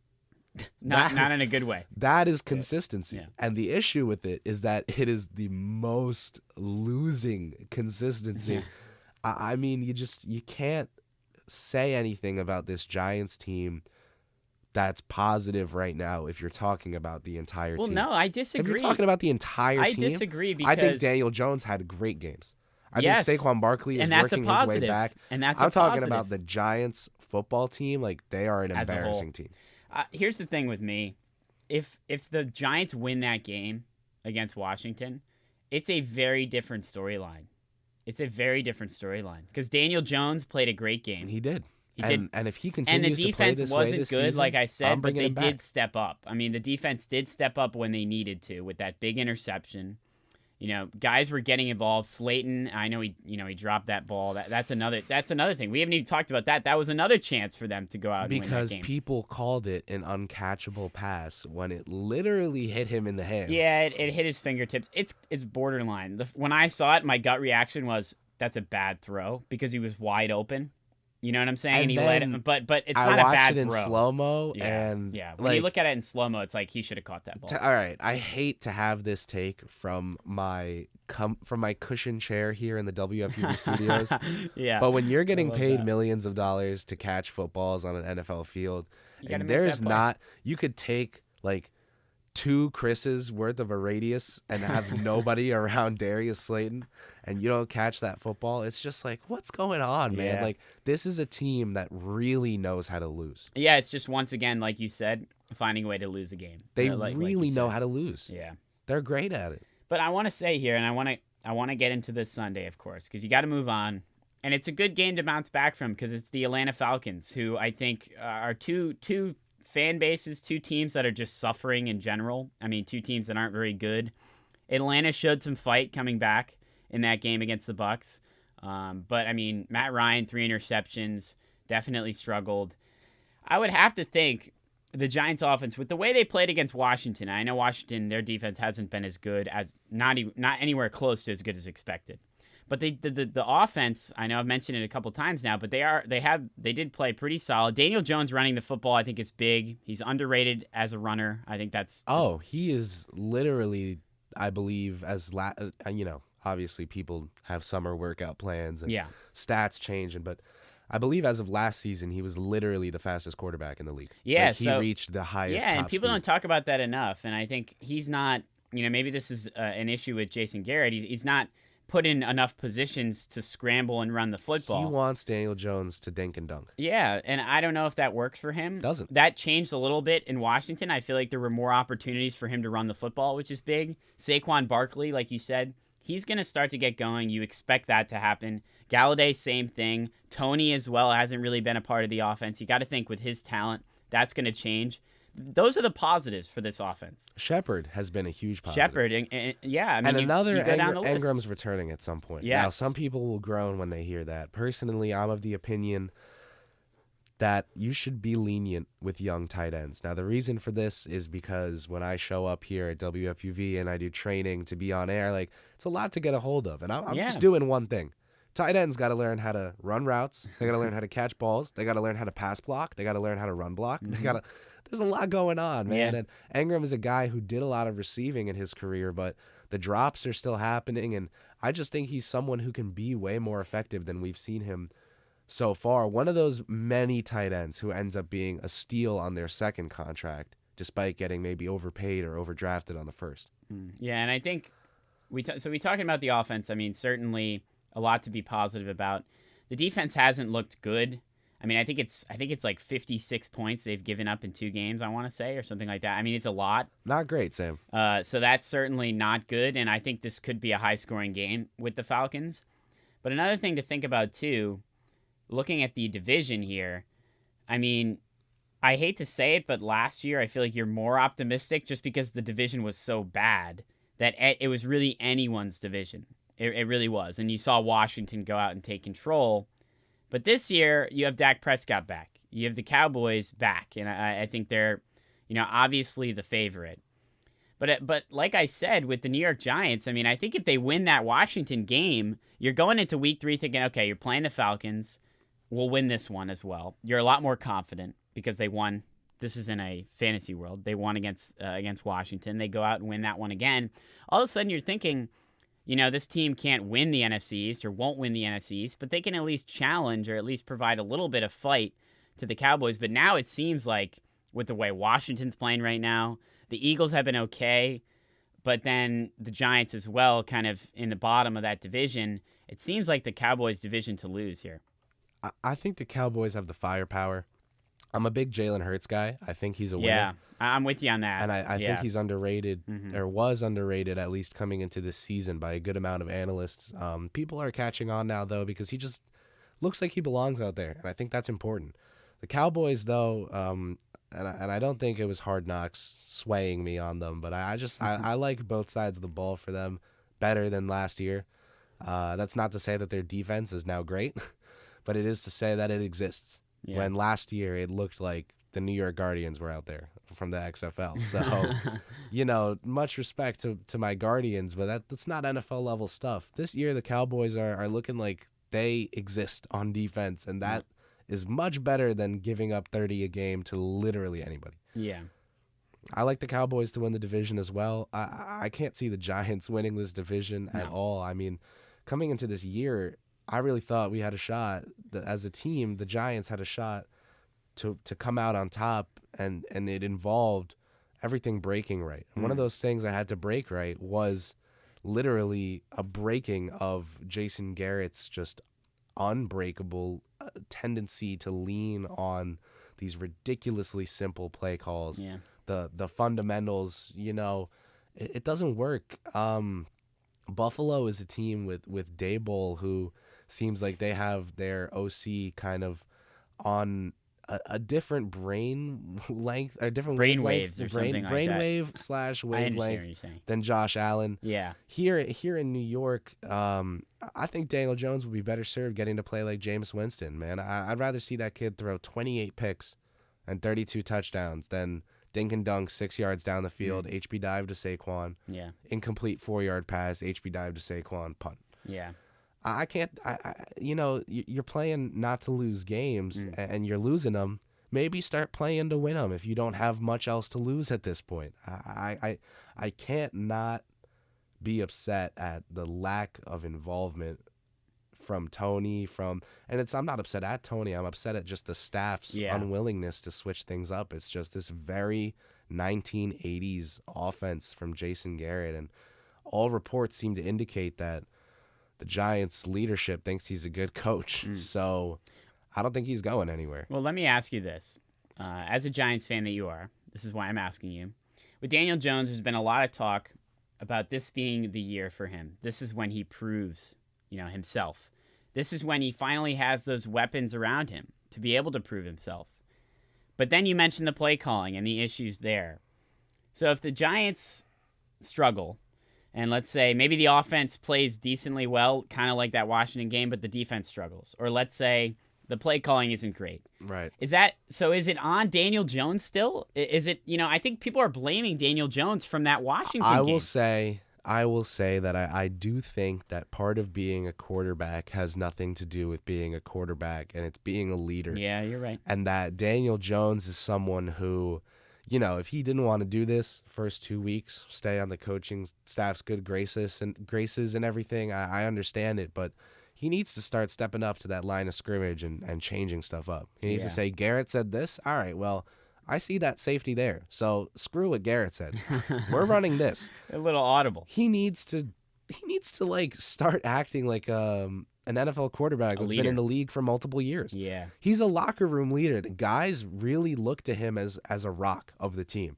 They know he's working hard all the time. They know he's working on getting better, on making them better, being able to make them better by making better throws. It's just, they know this kid puts the work in. The issue is that for some reason, he never ever gets to really show what I believe he could do, whether in a win or loss, because I don't think, winning or losing, you can directly tie to a quarterback, as you were just saying. Yeah. I just wish he got a chance to show us who Daniel Jones was a little more, because maybe Daniel Jones is Mr. Fumbles and, incomplete drives. I think there's a shot that Daniel Jones shows us one of these days. Maybe it takes going to another team, Darnold leaving the Jets, going to Carolina, where he has a much better offensive line, even if not great, some good weapons. And he's showing that he's not a superstar, that he definitely belongs in the National Football League. Yeah, there were people who would have written Darnold and Gase both off to the AAF or wherever. Yeah. Daniel Jones is an NFL quarterback, man. I stand by that. There is there is not a common throw that he can't make. Yeah. Like he can make the throws, and he can be the guy. You know, he's stepped up before that game, that first start of his in Tampa Bay. I think, well, might have been a terrible game to have such a great game, because for his first start to go so well, like every Giants fan got a taste of 2 passing touchdown, 2 rushing touchdown, 404 yards of offense, Daniel Jones. Yeah. And it's like, there hasn't been any of that since, really. Where'd he go, Yeah, man? He's a better football player now than he was then. That's the fascinating. It's on the Giants staff. That's the fascinating thing with this is it's been, you know, Daniel Jones is not a rookie, but the conversation is like he is because, like you said, we really don't know who he really is. That's the thing is we don't know. You know, we've seen moments where, like you said, that performance, even against Washington, a good game from him, a really solid performance where it's like, okay, this can be our guy, this can be our quarterback. And then you see other games where you're shaking your head and it makes no sense. You don't know who it is. You don't know if it's his fault with what's going on. I mean, I think blaming Daniel Jones for their loss last week is ridiculous considering the game he played. You can't blame Jones. But going forward, I mean, who knows who this guy is? That's kind of the scary thing, I guess, if you're the New York Giants. And then that doesn't even get into, you know, we're running against the time here for our segment, but that doesn't even get into this defense, which has been bad. I mean, the defense has been great in previous seasons, even last year, really solid defensively. This year, not so much at all. I think that puts a lot of pressure on this offense. That puts pressure on Daniel Jones to go out and really take advantage of those, you know, the Kenny Galladays and everyone, you know, Tony as well, in that receiving core to really put up a lot of points offensively. And that's a lot of pressure to put on them because that offensive unit, sure, it should be better, but you shouldn't be asking them to be tremendous. I think that's too much to ask out of this Giants team. The defense, you know, the thinking was if last year's team had a very good defense and a bad offense, and this year's team had a very good defense and an okay to good offense, that they'd be a good team. Yeah. And the defense seems to have taken a step back. I do think, from what I've seen specifically that hasn't gone well on the defensive end, that they'll return to form. I don't know if they'll be, you know, as great as last year. Again, sports are very human. There's a lot of momentum, a lot of factors that are off the field. This defense has the personnel and made the upgrades necessary to help them in the right areas. Dalvin Tomlinson was a big loss, but we haven't been getting killed, you know, on the ground yet. So I think for me, it's just about the guys that we did bring in, Adoree Jackson, someone like Jabril Peppers, who's due for an extension. These guys need to just get their play level up, you know, and it's a thing of a judge team to get better, like as I was saying earlier, but that's got to start happening. So it's got to be a lot for the Giants. It's got to be that defense and, of course, the offense as well. But the nice thing is they're heading to they're playing the Atlanta Falcons. So when that happens at home, certainly you got to think. We'll get into our NFL picks. I was going to say, so we're not going to spoil anything, but we'll see what happens with that one. We're going to take a quick break here. We're going to keep the Giants talk going. An interview with Tom Rock, Newsday beat reporter for the New York Giants. Chris and Alex will sit down with him just on the other side. You don't want to miss it. You are listening to One on One. Back in a few.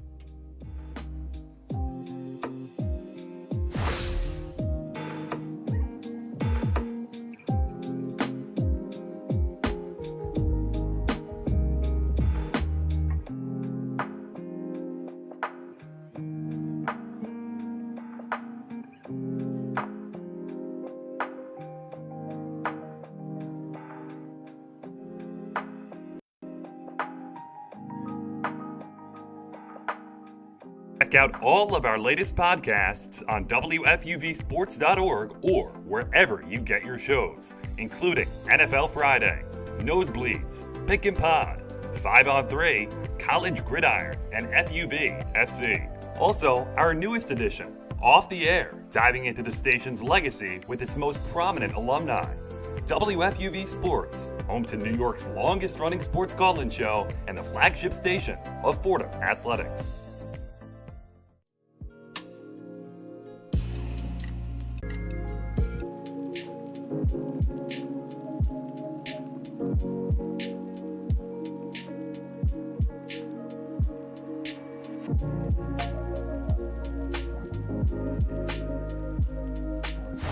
Back, ladies and gentlemen, to New York's longest running sports call-in show, One on One.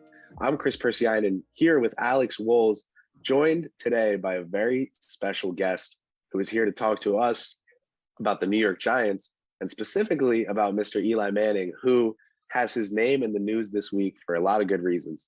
Tom Rock is here. He's been covering sports for Newsday since 1996. He's been on the Giants beat since 2008. And he wrote a book about the Giants, Miracle Moments in New York Giants football history, best plays, games, and records. It came out in 2019. Tom, it's a pleasure to have you on the show. How are you? Thanks, guys. I'm doing really well. Unfortunately, there haven't been a lot of memorable plays, games, and moments in Giants history since that book came out. But hey, maybe this weekend will provide something.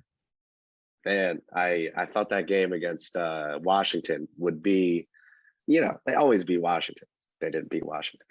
So this season has started off a little bit interestingly, and that's what I wanted to get right into in our first question for you, which is a callback to Joe Judge's introductory press conference. I remember being in high school in my history class, not paying attention, hiding an AirPod so I could listen to Joe Judge because I was so excited.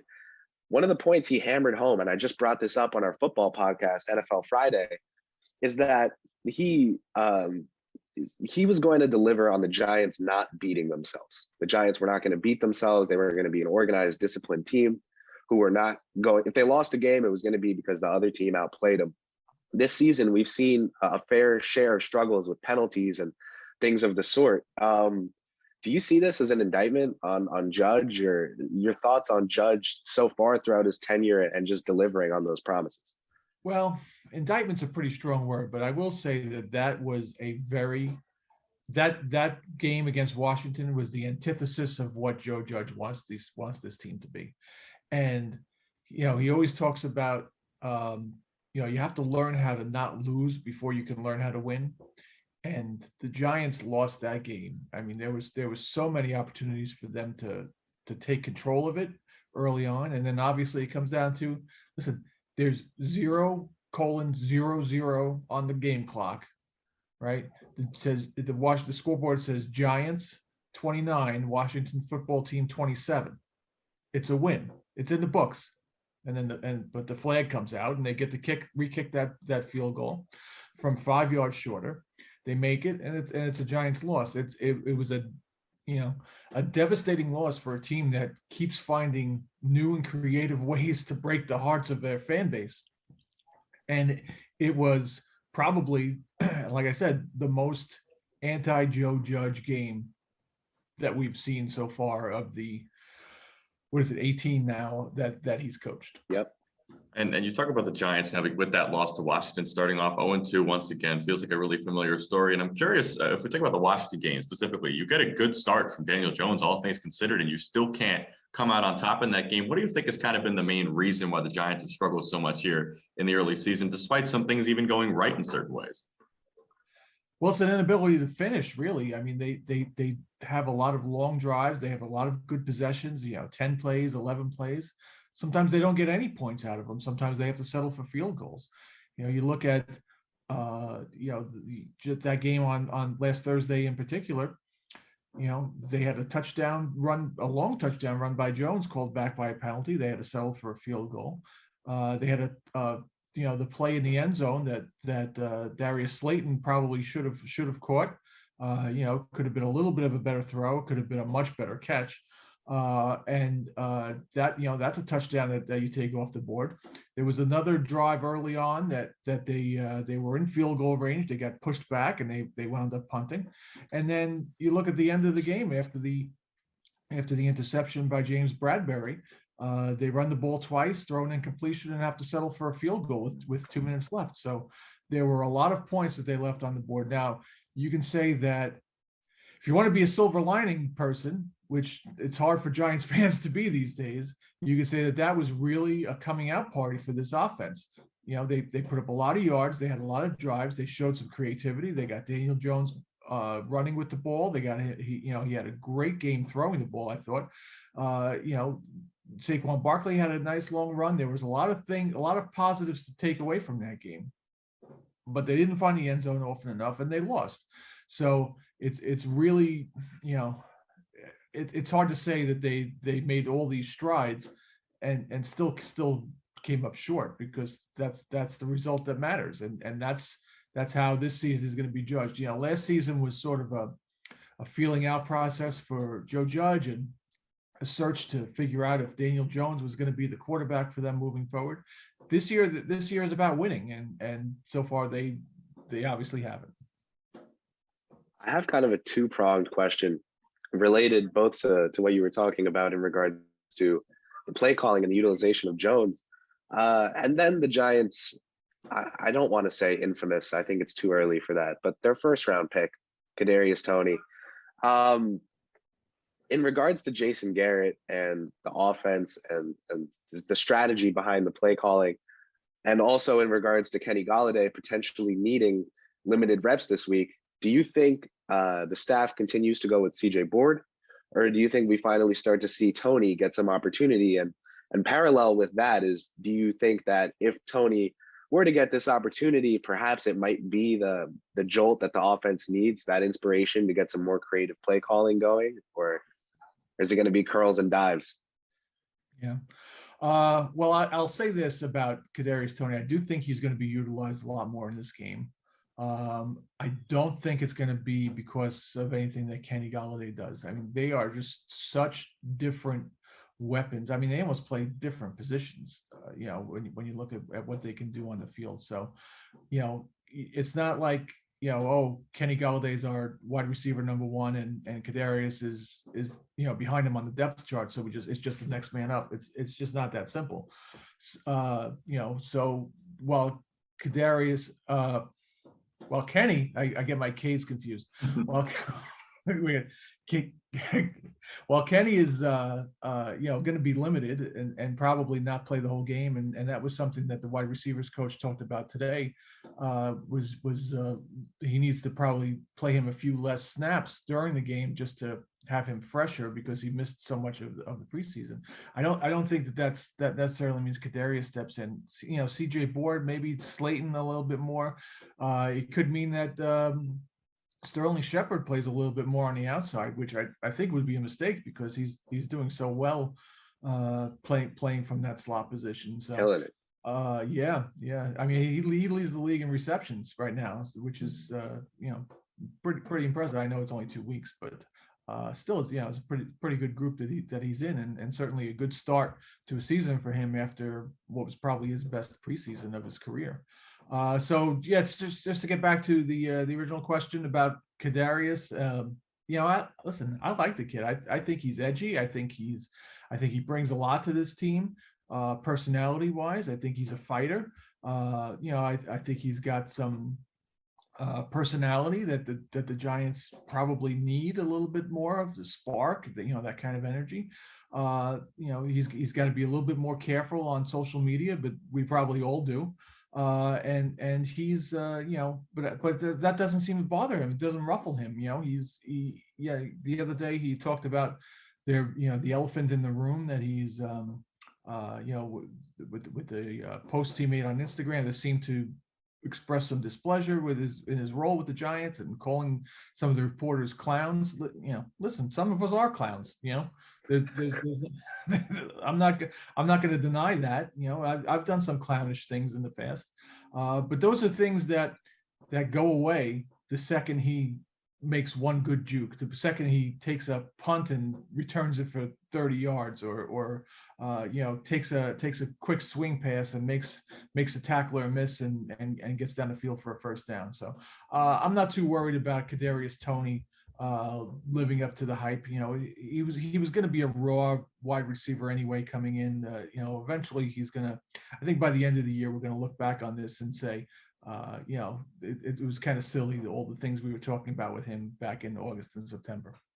Yeah, and you wrote a recent article about how Kadarius Toney is like the guy who needs a big play more than anybody else, and that's going to be the thing to kind of cure a lot of these conversations. So we'll see what happens on the wide receiving front, but I'm curious to ask you about the running front, because you also wrote a really interesting story the other day about how Daniel Jones to this point has been a more effective runner on the ground than Saquon Barkley, which is just fascinating if you were to have said that 2-3 years ago. And I'm just curious for you, what you've made of Barkley so far this season, just those 83 yards on the ground through 2 games, and half of that coming on one carry alone. And there's been a lot of people, at least in our circles here in New York, talking about, questions about his consistency, about his running style, about his health. Is he worth the number 2 pick? Going all these different lengths after just 2 games. And I'm curious what your feelings are on Barkley and how he'll kind of transpire this season after what you've seen so far this season. He'd make a really good modern day Major League Baseball player. A lot of home runs, a lot of strikeouts. That and not a lot in between. So that's kind of Saquon Barkley's place right now.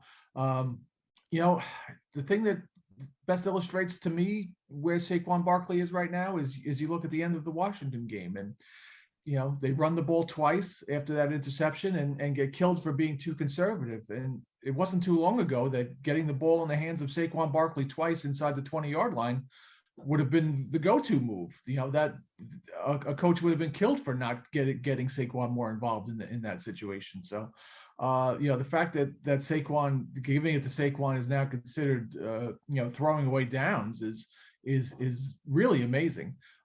Is he ever going to be the player he was when he was the Rookie of the Year? I don't know. I don't know. Is he going to be better than he has been the first 2 weeks? I'm pretty confident that that's the case. Yeah, he's gonna get back to a level that is starting running back caliber in this league. I don't think he's ever going to lead the league in rushing. I don't think he's ever going to have 90 plus catches like he did as a rookie. But I think he's going to be a really good running back, and teams need players like that. And he's always going to have that danger of the home run ball, and that's going to be something that you just kind of wait and hope comes at the right time for him.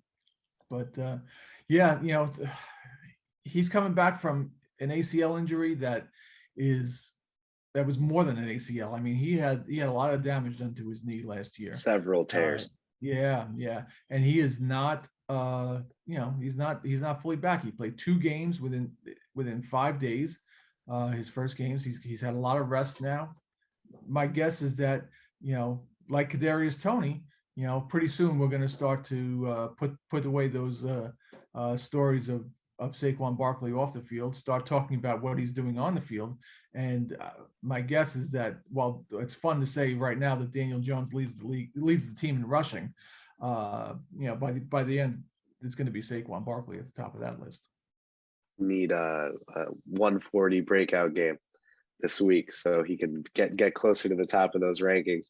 That's right. I have one final question about this current Giants team before we shift our focus a little bit back in time and reminisce. In regards to the team's philosophy about how far they're willing to go to be competitive this year. For example, Shane Lemieux, if he has a shot to return in the middle of the season, he could have gotten the surgery at the start of the year and returned halfway through the year, but he played through it. And I'm curious about, as the trade deadline begins to potentially loom above us like the news monster that it is, what do you think the team's philosophy might be, not just in regards to the trade deadline, but in regards to this season going into the trade deadline? Buying, selling, neither, looking to just squeeze out every win? Do they see the Bears pick as sufficient cushion? Or well, I think it's going to depend a lot on where a lot of teams are at that time as they get closer, and I'm talking about the teams in the division. I don't think the Giants are going to be competing for a wild card spot, even though there's a couple of them out there, obviously, in the NFC. Listen, their pathway to the postseason, which is where they want to be this year, is through the division.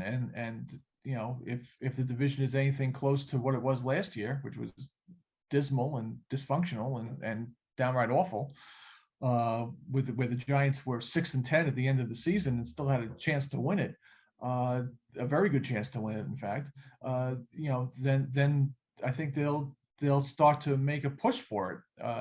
If they start to fade and the Cowboys run away with things, I think they'll start to look to the long term. And Joe Judge has that luxury of looking to the long term. I'm not sure the general manager Dave Gettleman does.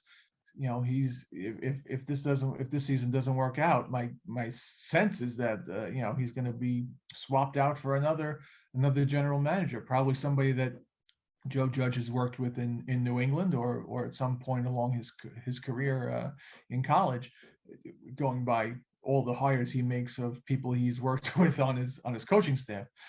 So it'll be an interesting dynamic. You'll have one guy who says we got to look for the future, and the other guy says, well, if we don't win now, I don't have a future, and it's gonna be very, very interesting to see how that plays out. John Mara is gonna have to broker that in some way, I would think, and my guess is that it'll be in the direction of the head coach who they think is going to stick around for a pretty long time.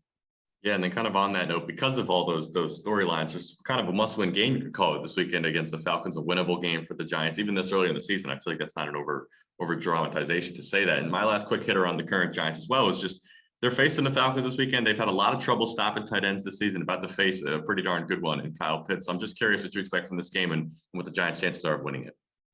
Yeah, I always have trouble calling games this early must wins, but this is a mustn't lose game. I mean, if they lose to the rebuilding Falcons here, another 0-2 team, and they're legitimately in the conversation for worst team in the league, and certainly most disappointing. I mean, you look at the Jaguars and the Jets, and they have rookie quarterbacks, and they're rebuilding. The Giants were supposed to be competitive at least, and so far they haven't been, or assuming that they lose this game, they will not have been. This is a game that they need to show up for, and last year after they lost that heartbreaker to the Eagles, they were able to bounce back, and that kind of turned their season around to the point where there was a lot of optimism towards the end. Hopefully this year, maybe they get that gut punch out of the way and react to it the same way and go off on a tear again. Who knows? On the other side of this Falcons game, there's not a lot of winnable games. You get at the Saints, at Dallas, and then all of a sudden you start looking at those Monday night games against the Chiefs and the Bucks. You talk about tight ends, man. I saw that Kelsey catch and run the other night. My first thought was that there's no way the Giants can stop that at any point in any way, in any scheme, with any players that they have. And so it's going to be interesting to see what Kyle Pitts does to them, how they react to that, how the defense comes out. That's been probably the most disappointing aspect of this team that we haven't really talked about. And if they can get that all important shot of vitamin W. Man, that would be great. As a big Blue fan myself, I am very not secretly rooting for that result. We wanted to finish up today with just a look back into a period of the team that you had the honor of covering yourself. I mean, getting to see Eli Manning win at the highest level on the biggest stage against the greatest opponent probably possible. You can I would just love to hear you bask in the glory that is Eli. I'm a big fan myself. Do you think that this Monday Night Football adventure with Peyton will derail a shot of him staying around the team as an advisor? This is my homer question. Well, his role isn't really advisor. He's more like an ambassador for the team. He does a lot of glad handing with the corporate sponsors and photo ops and ribbon cuttings and things like that. He's not in there to do personnel moves and to advise on what draft picks they should make, and he doesn't want to. I spoke with him a couple of weeks ago, and I asked him, is there anything you'd like to do in terms of personnel? Would you like to become a general manager or a team president or something like that? And he said, I just don't want to sift through 60 college offensive lineman tapes to try to find the one guy who could play in the NFL. That's just not something he wants to invest his time in. So I think he's going to be Mr. Giant. He's going to be what Frank Gifford was for the second half of his life. I think Eli Manning is going to be that. Wherever he goes, he's going to tell the stories of his Super Bowl wins and the practical jokes that they played in the locker room there all those years and all the great moments. And some people will bring up, of course, the bad moments. There was a lot of them towards the end, and he's going to shrug them off and say, I choose not to remember them. Which is what he usually says when I ask him about those dour times. But I don't think that. I think he's always going to be associated with the Giants. I think that's it's not going to be like Derek Jeter, who's now with the Marlins, or goes to another franchise or something like that. When he said at the end of his retirement ceremony, when he said, once a Giant, always a Giant. For me, it's only the Giants. I think that was probably the most from the heart thing you've ever heard Eli Manning say. And the last question I wanted to ask on those notes that you said of the times you spoke with Manning or the conversations you've had with him, it's obviously been covering the team for over a decade now, witnessed the Super Bowl trophies. And was there a moment for you that you had with him, or something you remember in your coverage of him that really resonates with you as you look now as his name getting up in the Ring of Honor that kind of goes beyond just those stats, accolades, or the trophies? Yeah, actually, it's kind of a funny story. So that year when he was benched for Geno Smith, and it was a very tumultuous week, obviously. And the day that the decision came out, Geno spoke to reporters and Eli spoke to reporters. And the next day I was in the locker room and I had a follow-up question for Geno that I just didn't have a chance to ask him at the press conference the other day. And I went up to him and I said, hey, can I ask you a real quick question? And he said, man, I just spoke yesterday. And in all the years I covered Eli Manning, he never blew me off. He never said, I don't have time for this. He was always there. He was always available, and he always provided a great answer. And really, that's all a sports writer can ask for is an honest response and availability. And it was at that moment, I think, when Geno blew me off that I realized how special it was to be able to cover Eli Manning for all those years. That's great. I've said I'm a big Eli fan, so that's very Eli. I think taking that for granted is something that happened to me as well, just as someone who started watching sports when those Super Bowl runs occurred.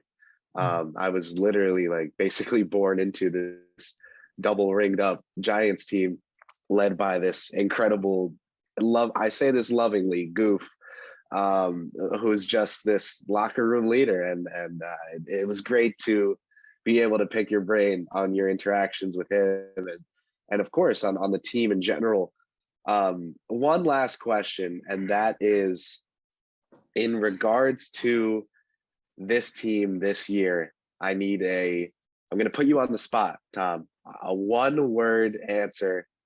That word is going to be a number, and it's the number of wins that you project the New York Giants to finish with. If you had $100 chip you had to put down right now on a number. 7. I would have liked to have said 10 in honor of Eli Manning, but I think 7. I was at 8 in the beginning of the season. I thought they would win one. I thought both of those first 2 games were winnable. Now that they lost both, I think they're a team that's designed in Joe Judge's design to get better as the season goes on. Whether or not they can do it well enough to get to that number of wins, or the number of wins, whatever it takes to win the division and get into the playoffs, we'll see. But I think 7's a pretty good number. It's better than last year, right? Yes, sir. Tom, we can't thank you enough for your insight. It was great getting to speak to you again about Eli, about the team, and just such a pleasure to have you join us.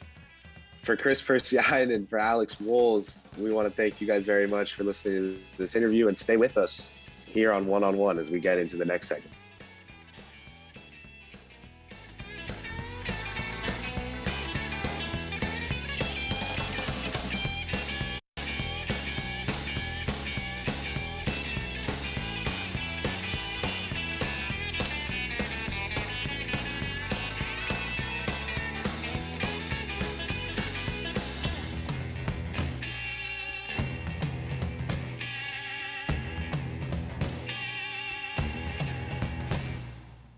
You're listening to One on One, New York's longest running sports call-in show on 90.7 FM, WFUV.org, and WFUVsports.org.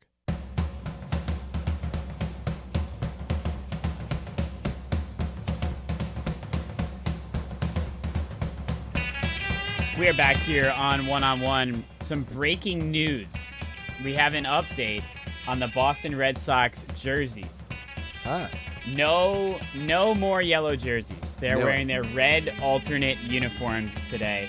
So the yellow jerseys are gone. I mean, we both kind of predicted that. But here it is. I mean, they're finally putting them to bed after the loss yesterday. We'll see what happens in that series. Of course, we talked baseball earlier in the show. We talked plenty of Yankees. Two great guests from Newsday. You just heard Tom Rock, Dave Lennon earlier today as well. So we talked about the Yankees. We talked about the Giants. Let's continue with the sad state of New York football and talk about the New York Jets. Man, oh man. Are also 0-2, just like the Giants. They're coming off a 25-6 loss to the New England Patriots last Sunday.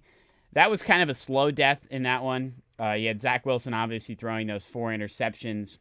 Just about everything went wrong for the New York Jets in that one. Chris, it's early in the year, so I want to ask you this. Are you worried about Zach Wilson right now after the 4 interception performance?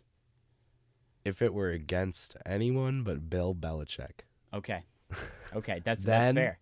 I'd come out and say, maybe it's not totally against Wilson, but something's not going right with the coaching staff, with the court. They're not on the same page because that doesn't happen. Yeah. But it's Bill Belichick.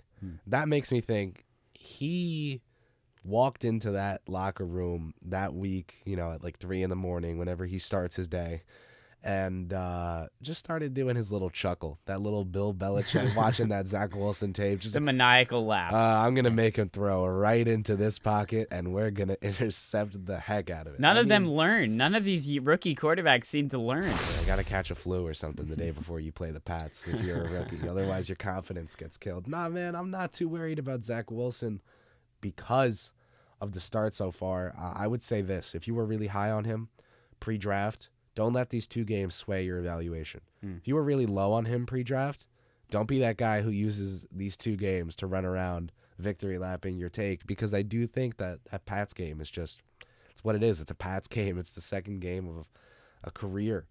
And the first game was a weird one. The Panthers. Yeah. That game wasn't really about Zach Wilson. That was Darnold and Robbie Anderson. That was a Darnold revenge game right there. That's what that was. This was Wilson's first foray into being like a headliner, like Wilson versus Jones, rookie matchup. Yeah. And didn't go too great for Zach Wilson. I will say, I think if you switch these 2 quarterbacks, Wilson looks pretty good against the Jets, and Jones looks pretty bad against the Pats. Well, yeah, that's an interesting thing to go to there. But first of all, and I'll get into that in a second, but I'm not really worried about Zach Wilson either.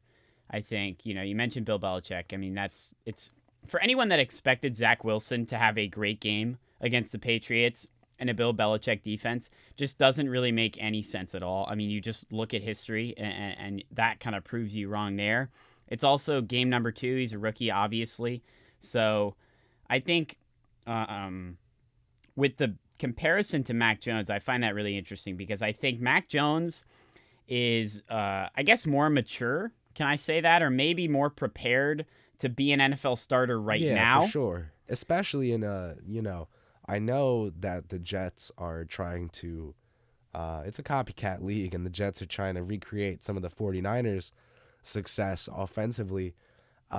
Jones is in a really easy spot for a rookie, and that is a credit to Belichick and the Patriots coaching staff for putting him in that easy spot. But what it is an easy spot. And when you're Zach Wilson and Mekhi Becton is down. But here's my alternative with Zach Wilson. I think his talent is definitely above what Mac Jones is at. Talent-wise, Zach Wilson, and that's why so many people are excited about him, you can see where he can go and you can see who he can be as a quarterback, it's like a double-edged sword. It makes right now, and the way he just played in those 4 interceptions, incredibly frustrating for Jets fans and incredibly, upsetting for them. because of how good that he can be talent-wise. That talent is there. So for Mac Jones, maybe he is more prepared to step into that starting role right now as a rookie. But going forward, you got to remind Jets fans that it's early and Zach Wilson has that talent, which I think will help him going forward. And that's the bottom line here. I think that's a reason why you can't get too worried about Zach Wilson right now. I think the other part of it is just their teams, and I'm not talking about personnel. Yeah, that's a great point. I'm not even talking about on. on-field personnel anymore. I'm talking about objectives. Jets are trying to do what so many teams have done in their first year of a successful rebuild, and that's just not look directionless. Kind of hard when your franchise tackle goes down for, 8 weeks in week 1. AVT, I thought was a great pick. Vera Tucker was a great pick for them, but all of a sudden he has a bigger responsibility. There's more pressure. Yeah. Just it's tough to look at the Jets and to say that their season has been a failure through week 2. Yeah. I think what you can say is, as a football team, they've been bad. Yeah. I think if you ask Robert Saleh if he cares, I think he will say no. So that's the thing. That's a great point, is like looking at, Zach Wilson's performance.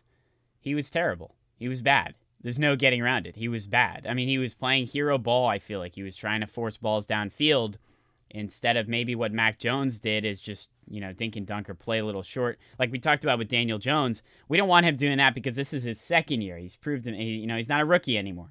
But with rookies early on in the season, you want to get their confidence going. Third year, Daniel Jones. Yeah, third year. I apologize. Just I had to debate it I'm myself sorry. in my head. Too. I'm sorry. No, Yeah. No worry. So that makes it even more so the case. But for Mac Jones as a rookie, I mean, you're going to want him to get his confidence going with short little passes and then start to work his way down the field. Zach Wilson seemed like he was just trying to force the ball downfield, trying to be that hero and make those big plays.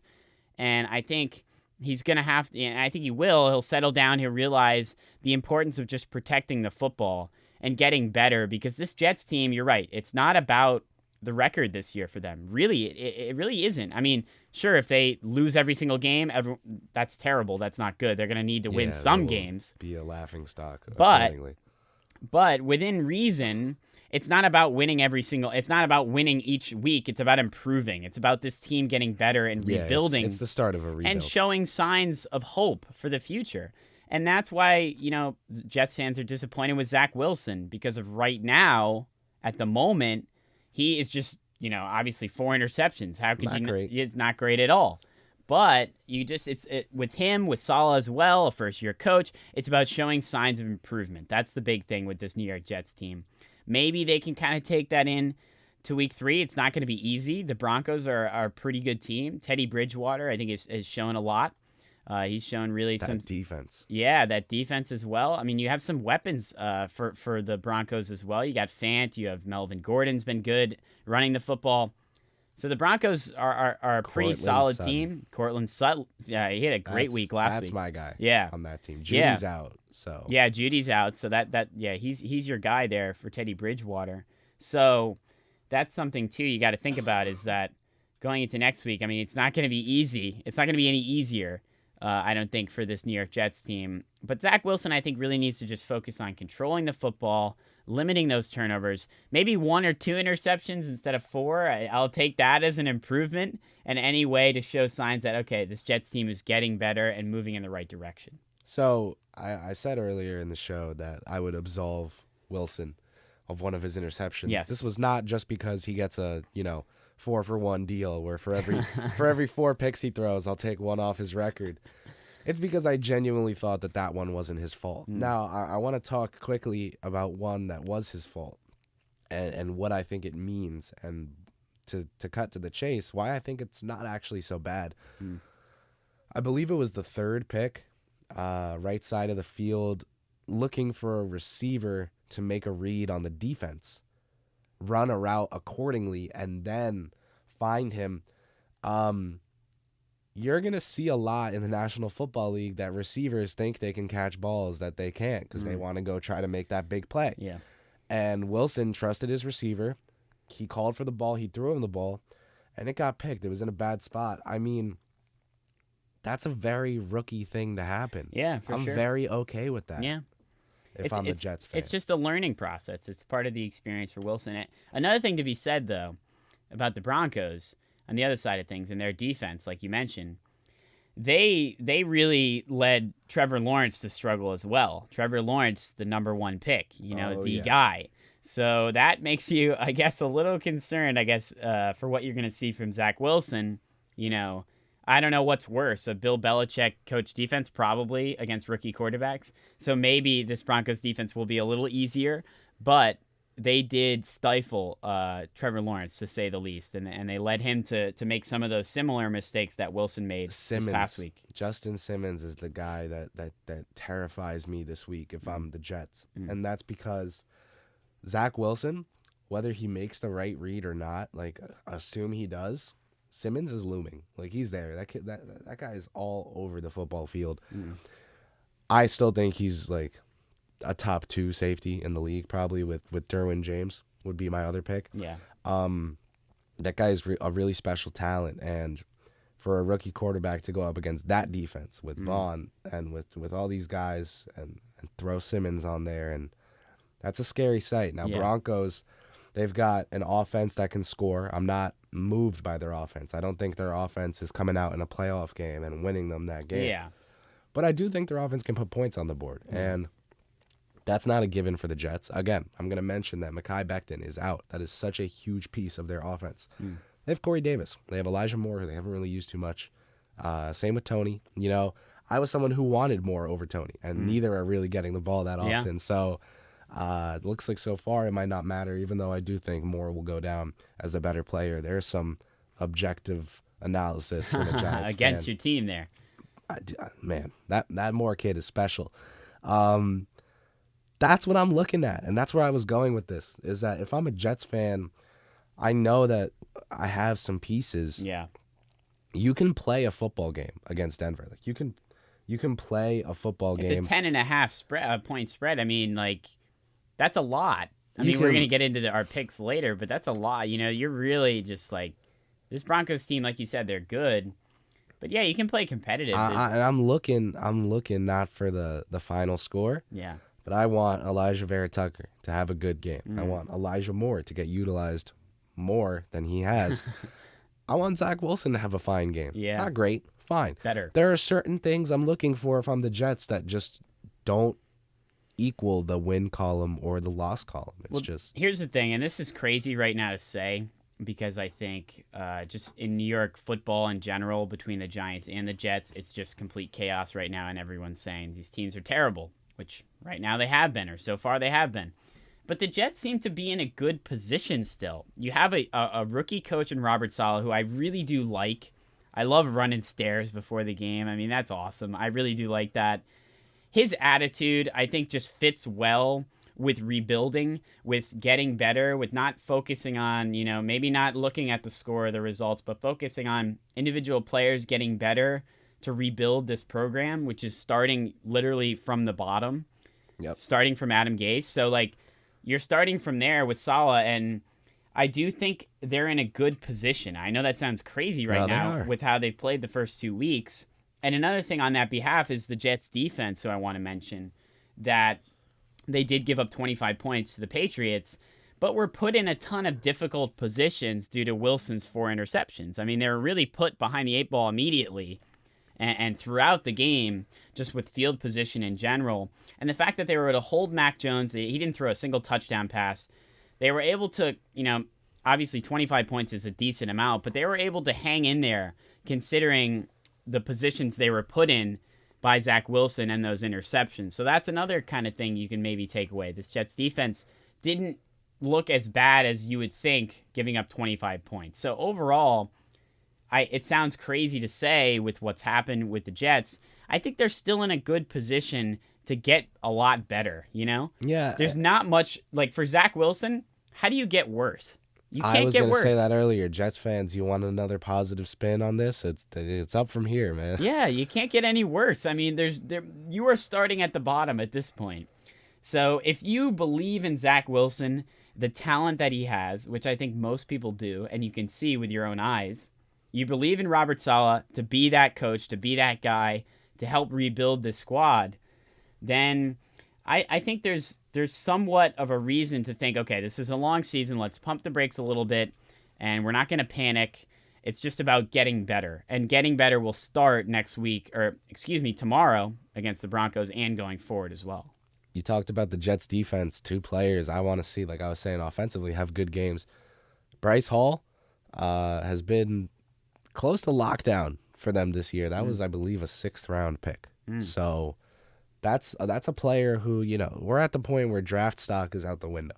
This guy is playing good football, and I'd like to see him keep it up. Quinnen Williams, that kid is special, and I think that he, just being in New York on the Jets, almost goes a little underrated by the national media. Now, the New York media might be a little too much, but I think the national media underrates Quinnen and his instant impact. I mean, everyone was talking about Quinnen Williams when people thought he was going to be a Niner or whatever.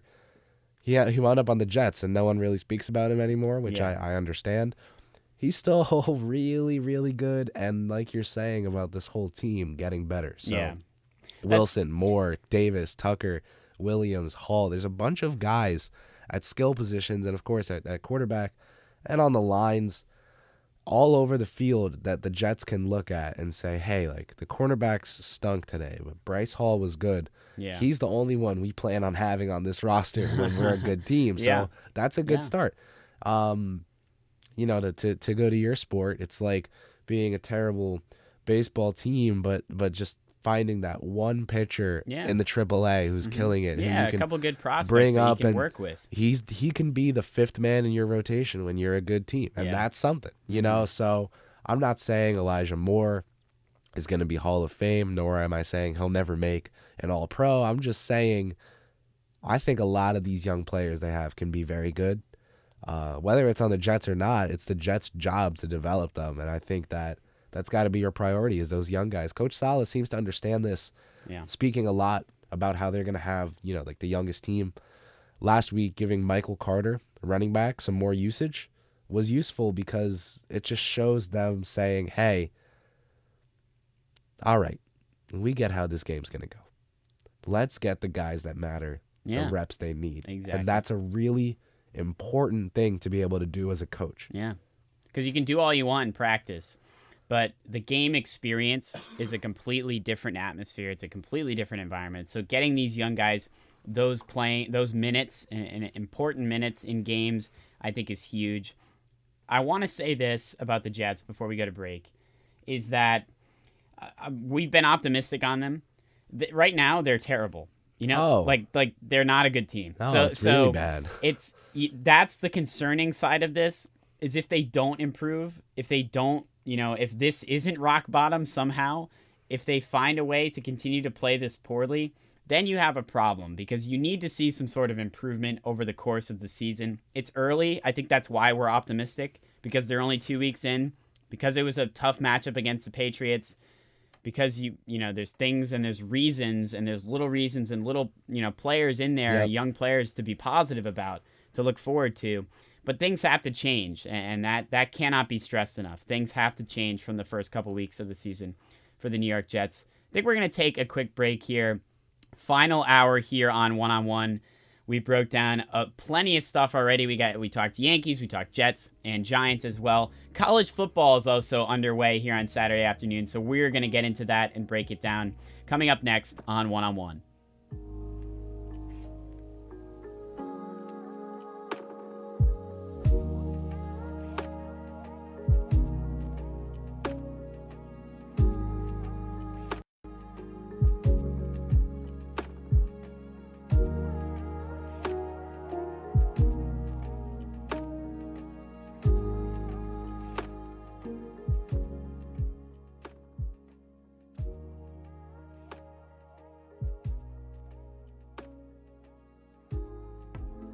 One-on-One has a brand new YouTube channel. Subscribe to WFUV Sports to catch our simulcast Saturday nights and get notifications so you never miss another show.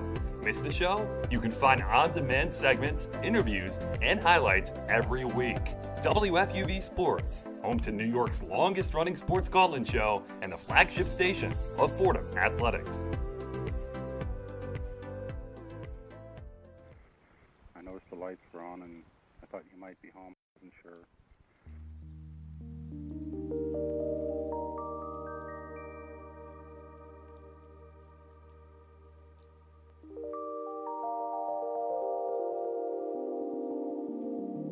A little chilly. It is a little chilly. I brought a sweater, but I just thought it would be weird to switch mid-segment. Welcome back to One-on-One, New York's longest-running sports call-in show. Sam Davis, Kris Pursiainen with you here, the final hour. Thanks for watching on YouTube and listening on 90.7 FM. Let's jump into some college football. We have some scoring updates here. It is 3-3 between Notre Dame and Wisconsin in the second half, just about 7 minutes to go in that one. We've got some big games this week. We'll start with that one, Notre Dame and Wisconsin.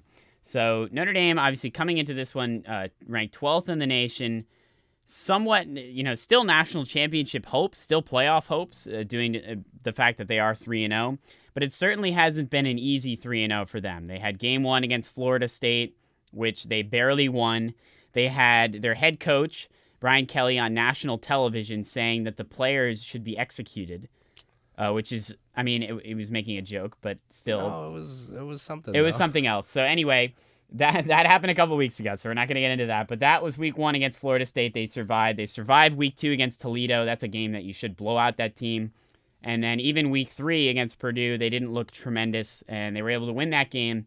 But now we're getting into the real business, the real meat of their schedule. It starts with this game against Wisconsin. Wisconsin played Penn State pretty tough. Penn State's a team now ranked 6, so a team, also fighting for the playoffs as well. It's low scoring right now, like I said, 3-3. But Notre Dame, they haven't looked impressive so far, and they're starting to get into that point of the schedule where we have Wisconsin this week, you have Cincinnati next week, another team, with playoff hopes as well. This is a must-win for Notre Dame and a chance for them to kind of prove themselves as deserving of the playoffs and as deserving of more attention, certainly, and a better ranking, I guess you could say, than that they have had so far. But it's going to depend on this game against Wisconsin. It's a pretty big test for them. It's a test for both teams, but it's a big one for Notre Dame. Yeah, these two teams are facing off, as you said, as we speak. Yep. Cone having a decent game so far, 12 for 20, but this is an offense that's kind of struggled all year, and the 6 total points in the game kind of indicate that defense is pretty good as well, and that completely matches up with Notre Dame's profile as a team. Wisconsin just went up against Penn State. Yep. They struggled to run the football because Penn State has such a great defense, and Notre Dame is another one of those teams with a great defense. The Badgers do not seem like they can run the ball today, and so far, Mertz is not looking great in this game. So, for me, the Badgers got to run. If Wisconsin cannot run, they cannot win. I think it's that simple for that team just because of how they're built.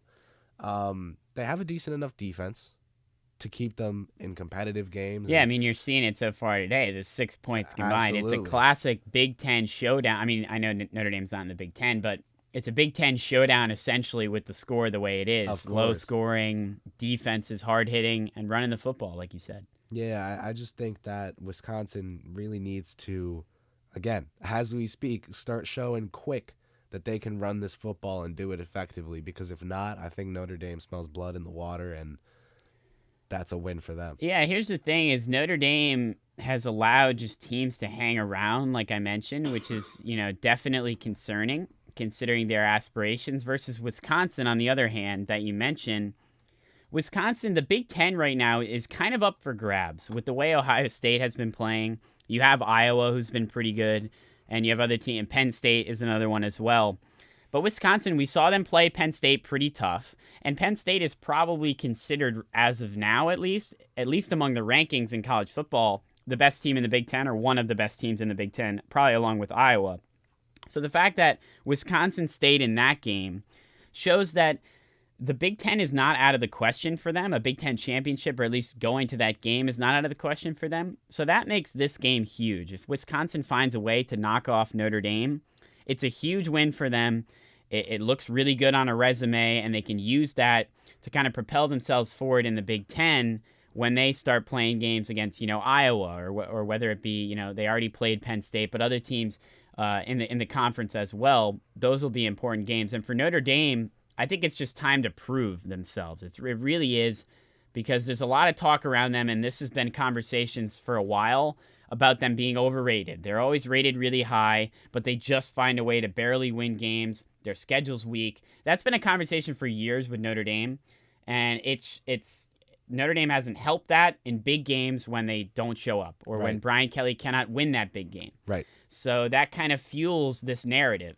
Notre Dame right now has a chance, and it looks like as of now they're not doing it by the score being 3-3. There's 5 minutes to go before halftime. They're not being able to prove themselves as better, as being able to grow from the first couple weeks of the season, being able to show that they are not just a good team, but that they're a team that can compete for a playoff, because they're ranked 12 in the nation. If they win this one, you got to assume they would move up even further, and it's time for them to prove, that they're a team that can make the playoffs and actually can win a playoff game, something that they haven't been able to do.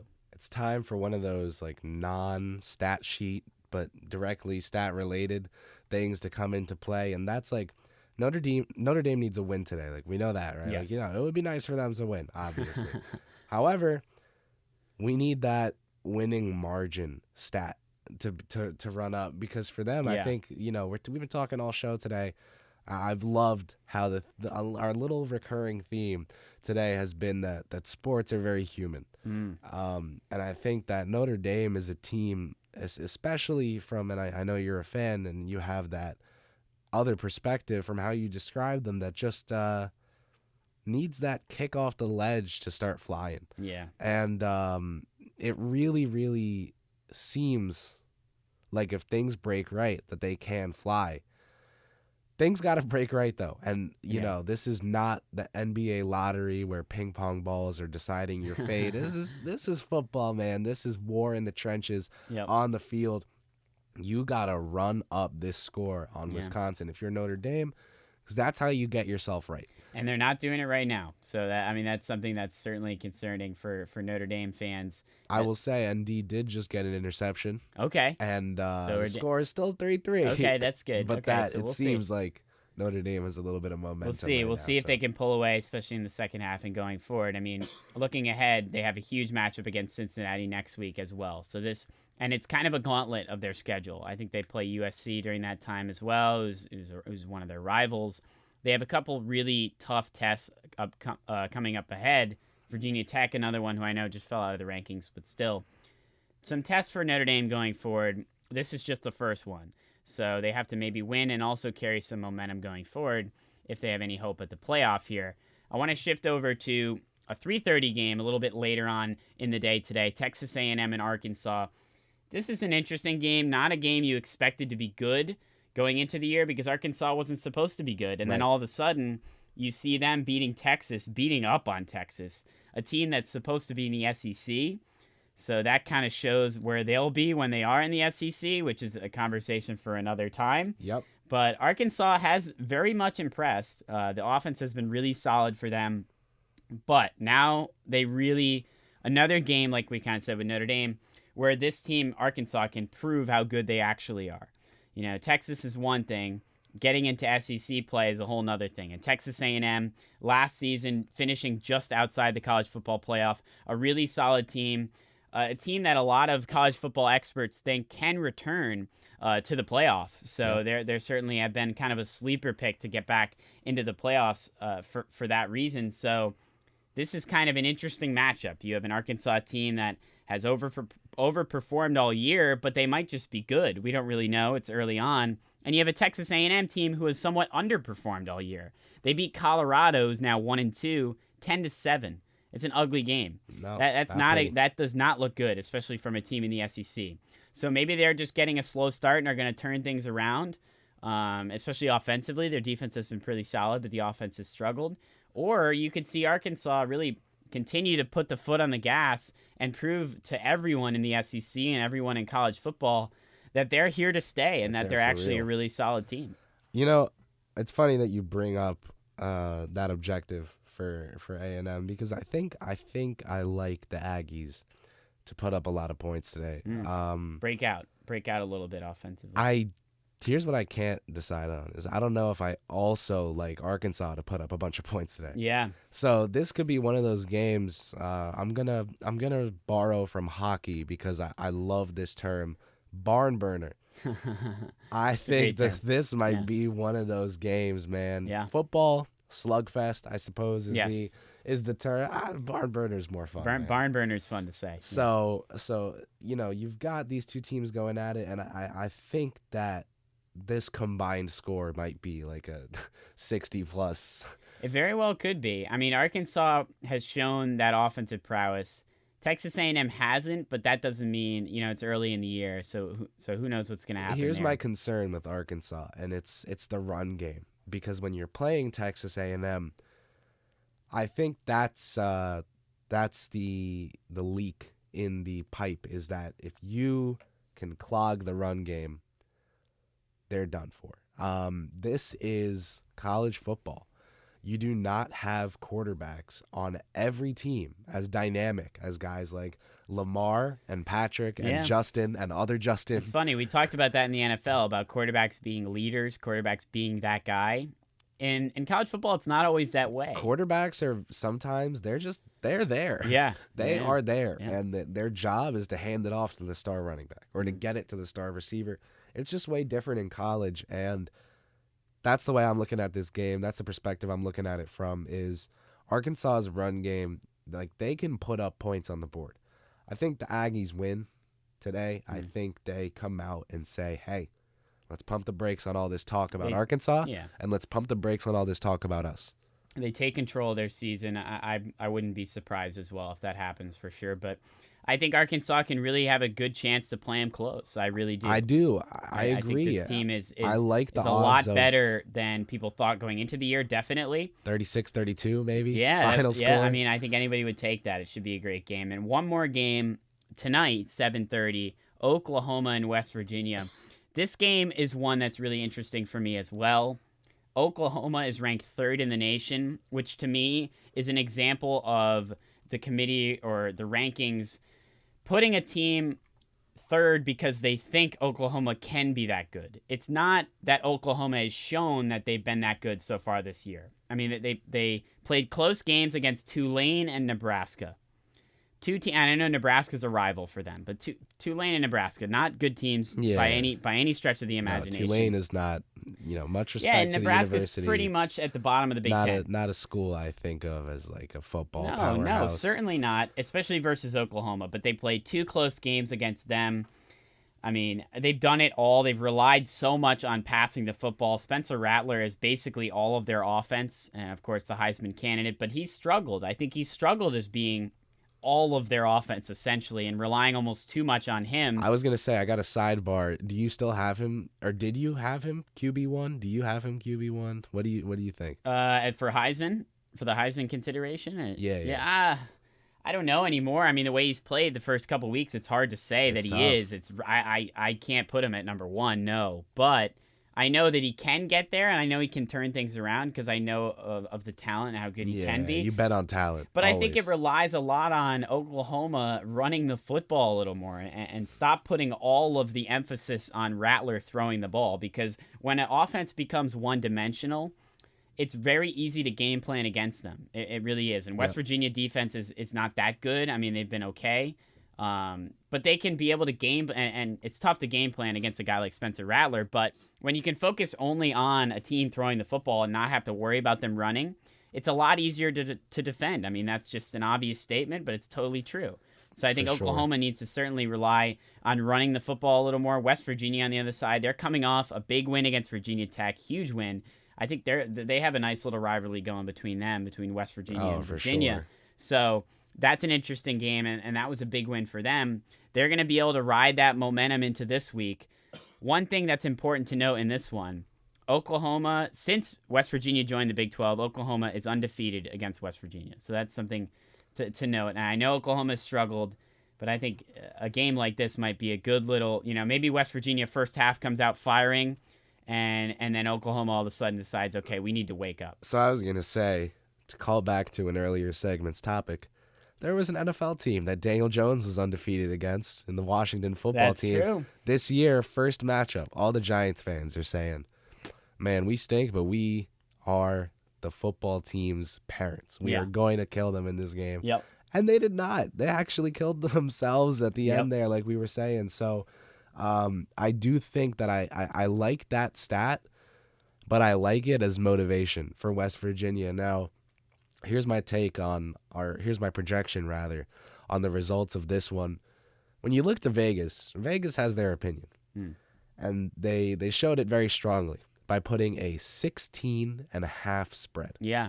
I was going to say that as well, yeah. 16.5 is a lot of points, Sam. That is a lot of points. I think West Virginia covers. Yeah. I think Oklahoma wins. I'm so glad you said that, because that is like the perfect segue into our next segment as well. But I totally agree. I think West Virginia can find a way to keep this game close. Oklahoma, like I just said, they beat Tulane, they beat Nebraska. They didn't blow them out. It wasn't even close to a blowout. Both games within one score. 17 or 16.5 points, like you said, that's a blowout. Essentially, if you're over that, that's close to a blowout. So I think West Virginia finds a way to cover. I would be shocked if Oklahoma loses this game, especially because they're undefeated against them. But who knows? Crazier things have happened. Yep. We'll see. West Virginia riding that momentum. Oklahoma kind of scuffling into this one. We'll see if they'll be able to turn it around. So that's kind of previewing our final segment, which I don't know about you, Chris, but I'm extremely excited about. It's going to be NFL picks. We're going to take a page out of... Can I throw a wild pick out there? Florida over Tennessee. Yeah, I think that's Florida looked great. I think that's Alabama. A slept-on pick. I don't think enough. No, I'm joking. Florida's just so good. Florida looked incredible against Alabama. They better beat Tennessee. Anyway, we are going to get into our final segment of the show, the NFL picks. We're going to try and do all games. We'll do as many as we can here and highlight especially the big ones. I think we can get them all. You think we can do it? If we run out of time, we'll rapid fire them. I'm giving a pick for every spread, Sam. All right, Chris. I like that. I like that enthusiasm. I'm fired up. So we're going to be right back, right around the corner on One-on-One. We'll be back after this short break.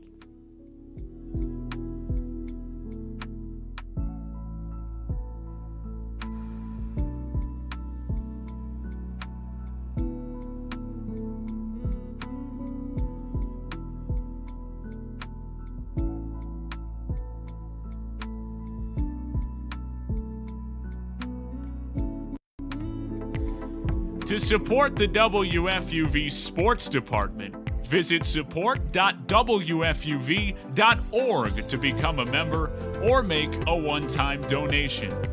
WFUV Sports, home to New York's longest-running sports call-in show and the flagship station of Fordham Athletics.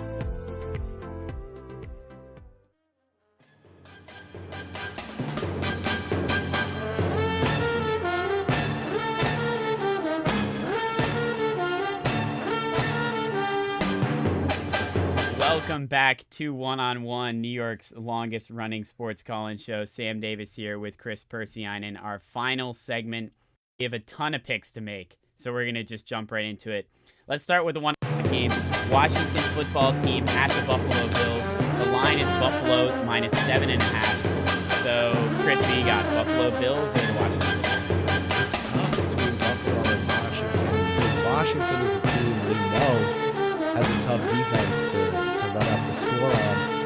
However, for me and the Bills, that team is too good to come into a game against Washington and not leave with a win. Now, I said earlier in the show that Dable has kind of been part of this little disconnect that Josh Allen has also been part of. They don't seem to really fully be on the same page with each other, and I think it shows throughout the games. Like, you'll see Dable make a play call, and Allen will be like, all right, I guess, if that's what we're doing. I feel like that's how Daniel Jones feels every time he gets a play call from Garrett.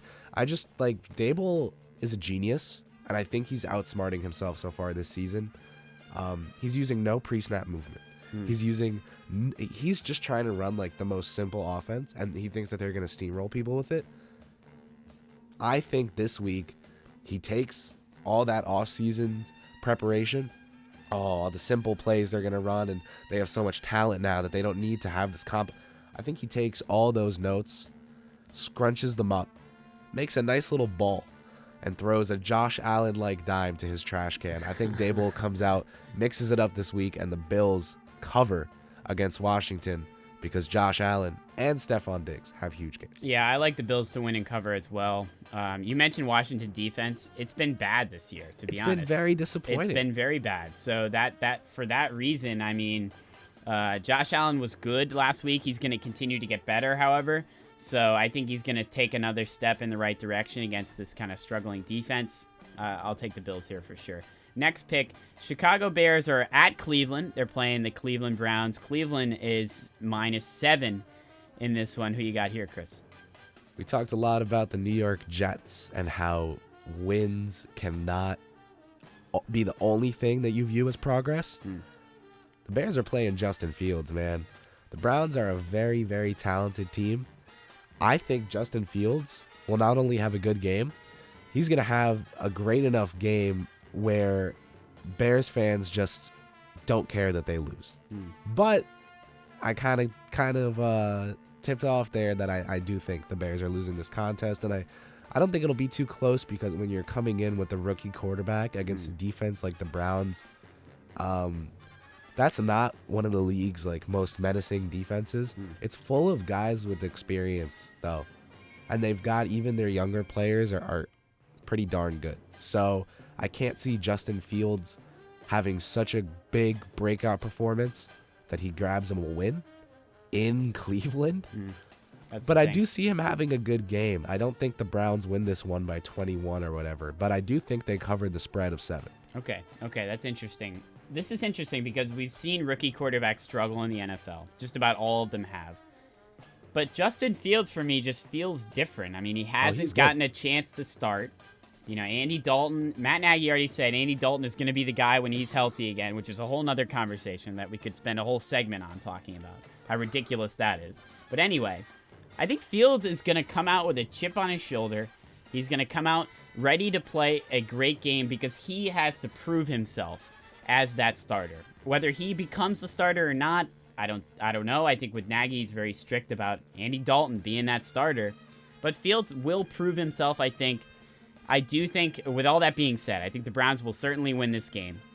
But I do believe that the Bears are going to cover. I do think Justin Fields is going to go out and have a game.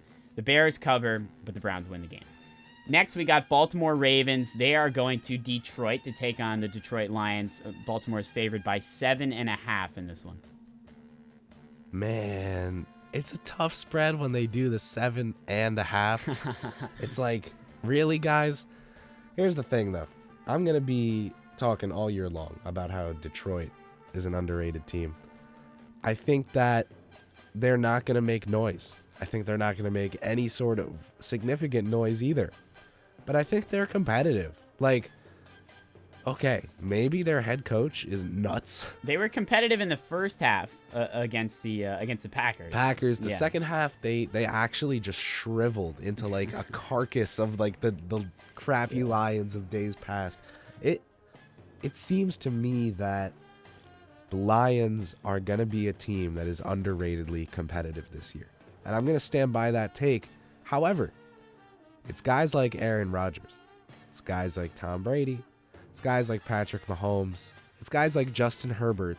And it's guys like Lamar Jackson. There you go. I was waiting for you to get to it. Who make things really tough for a team like this. Their identity is playing tough.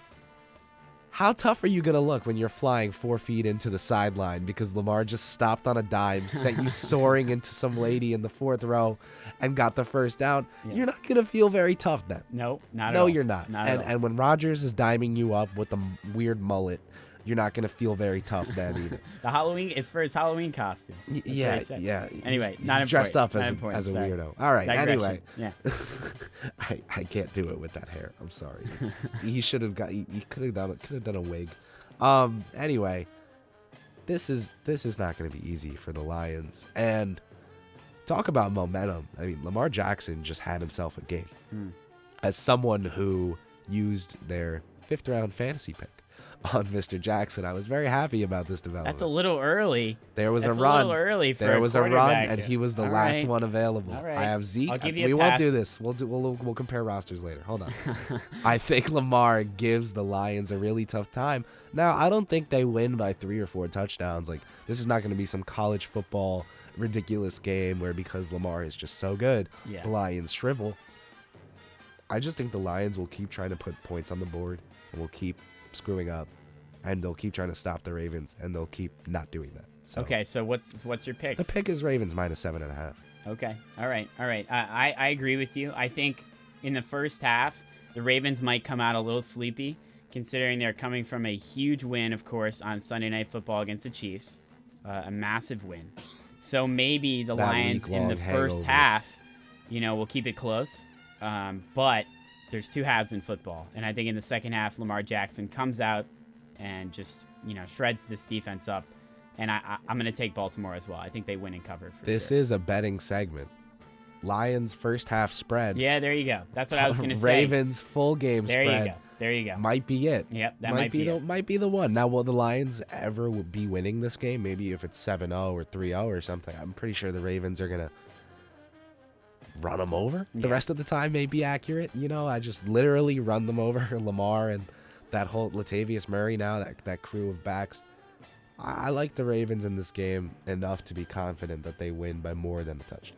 Let's go real quick here. Arizona Cardinals, Jacksonville Jaguars. And the reason I say real quick is because I think we both know who's going to win this game. I mean, Arizona is favored by 8 points, but who you got in this one? I have the Cardinals covering because, again, rookie quarterback, star quarterback. It's just like this is one of those games where the Jaguars, like from Urban Meyer's comments, from the way they've played so far, like this might not be an NFL team. Yeah. They're in the NFL.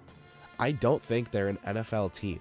The Houston Texans, that's an NFL team. Yeah, they are. They're a pretty good Davis Mills or Tyrod Taylor with those hungry vets trying to prove their worth. They got a lot of guys on one-year deals, earning that next contract value. Like the Texans are an NFL team. The Jaguars might not be an NFL team. Yeah, and they're coached by maybe not an NFL coach in Urban Meyer. Somebody You can't have those questions when you hire there's an been NFL rumors coach. about USC, and I gotta say, he seems like a much better See fit ya. for him than the Jacksonville Jaguars. And for that reason, of course, the Cardinals looked good in the first 2 weeks as well. I know it was a close game against the Vikings, but really solid team. The Cardinals will win and cover, I think. Urban Meyer, we will US. See you later.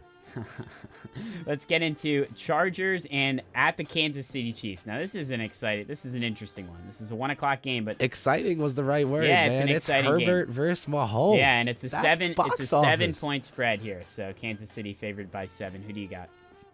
Kansas City, we were just talking earlier to Ryan Greg Ware, who told us today that Kansas City is 0-2 against the spread so far. I'm going to go with Kansas City to cover because I don't think they're very happy about what happened against Baltimore. Not at all.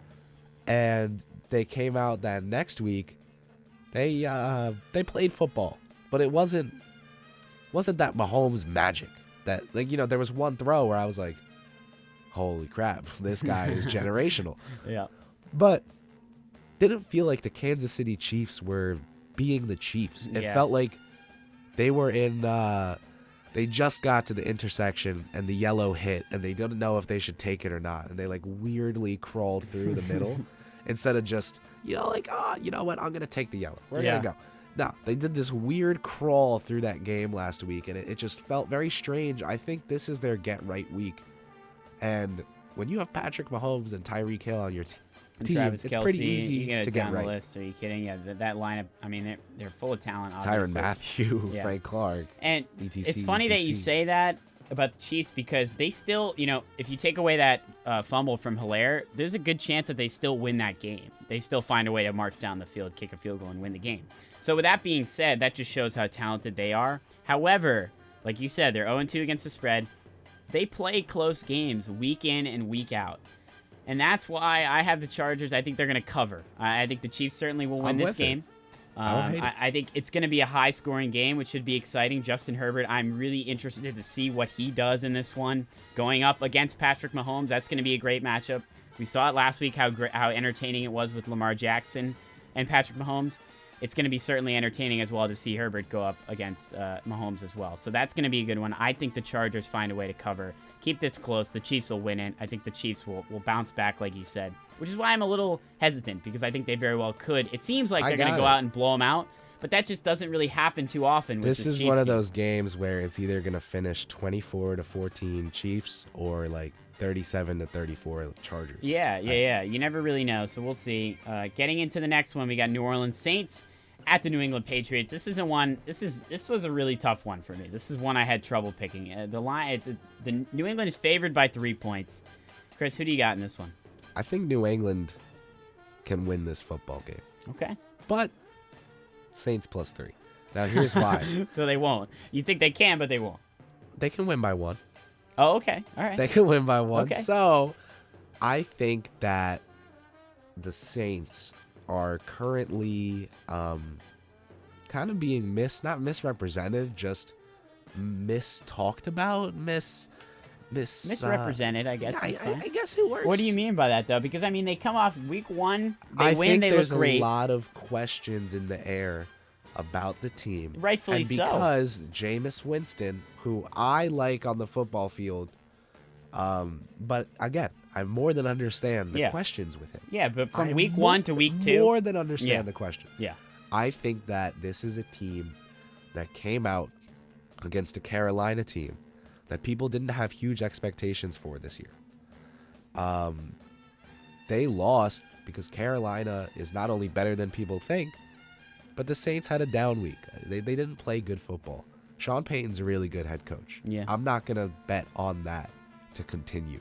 I think Jameis is good enough to the point where I can take Saints +3. I think the Pats are a good team. Sean Payton, I think, is good enough at his job to get this ship righted really fast.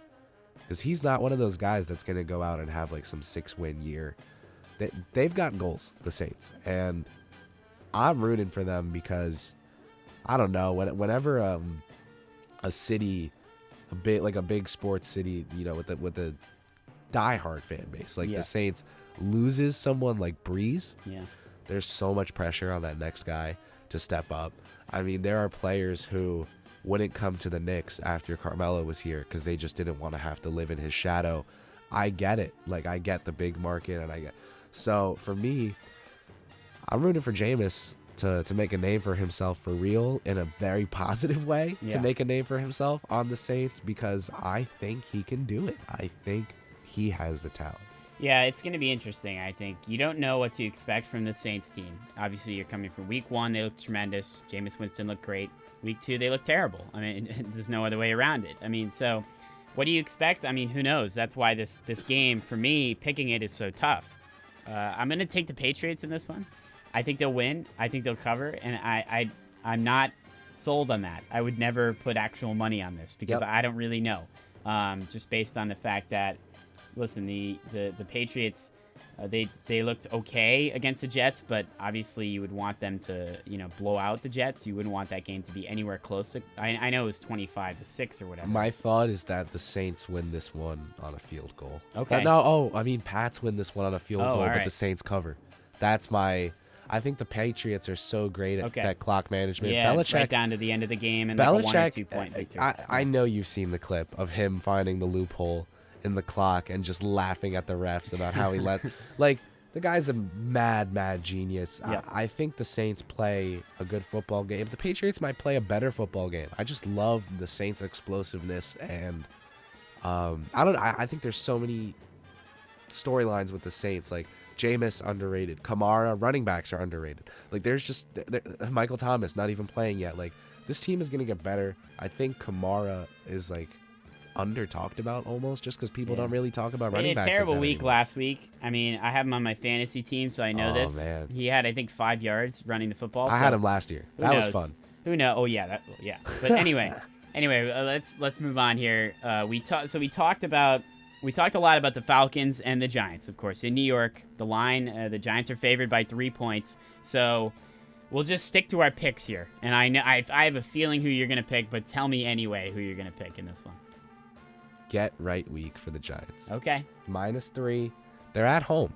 They are. If they were in Atlanta and they were 0-2, I'd say they're walking out of that Mercedes-Benz Superdome 0-3.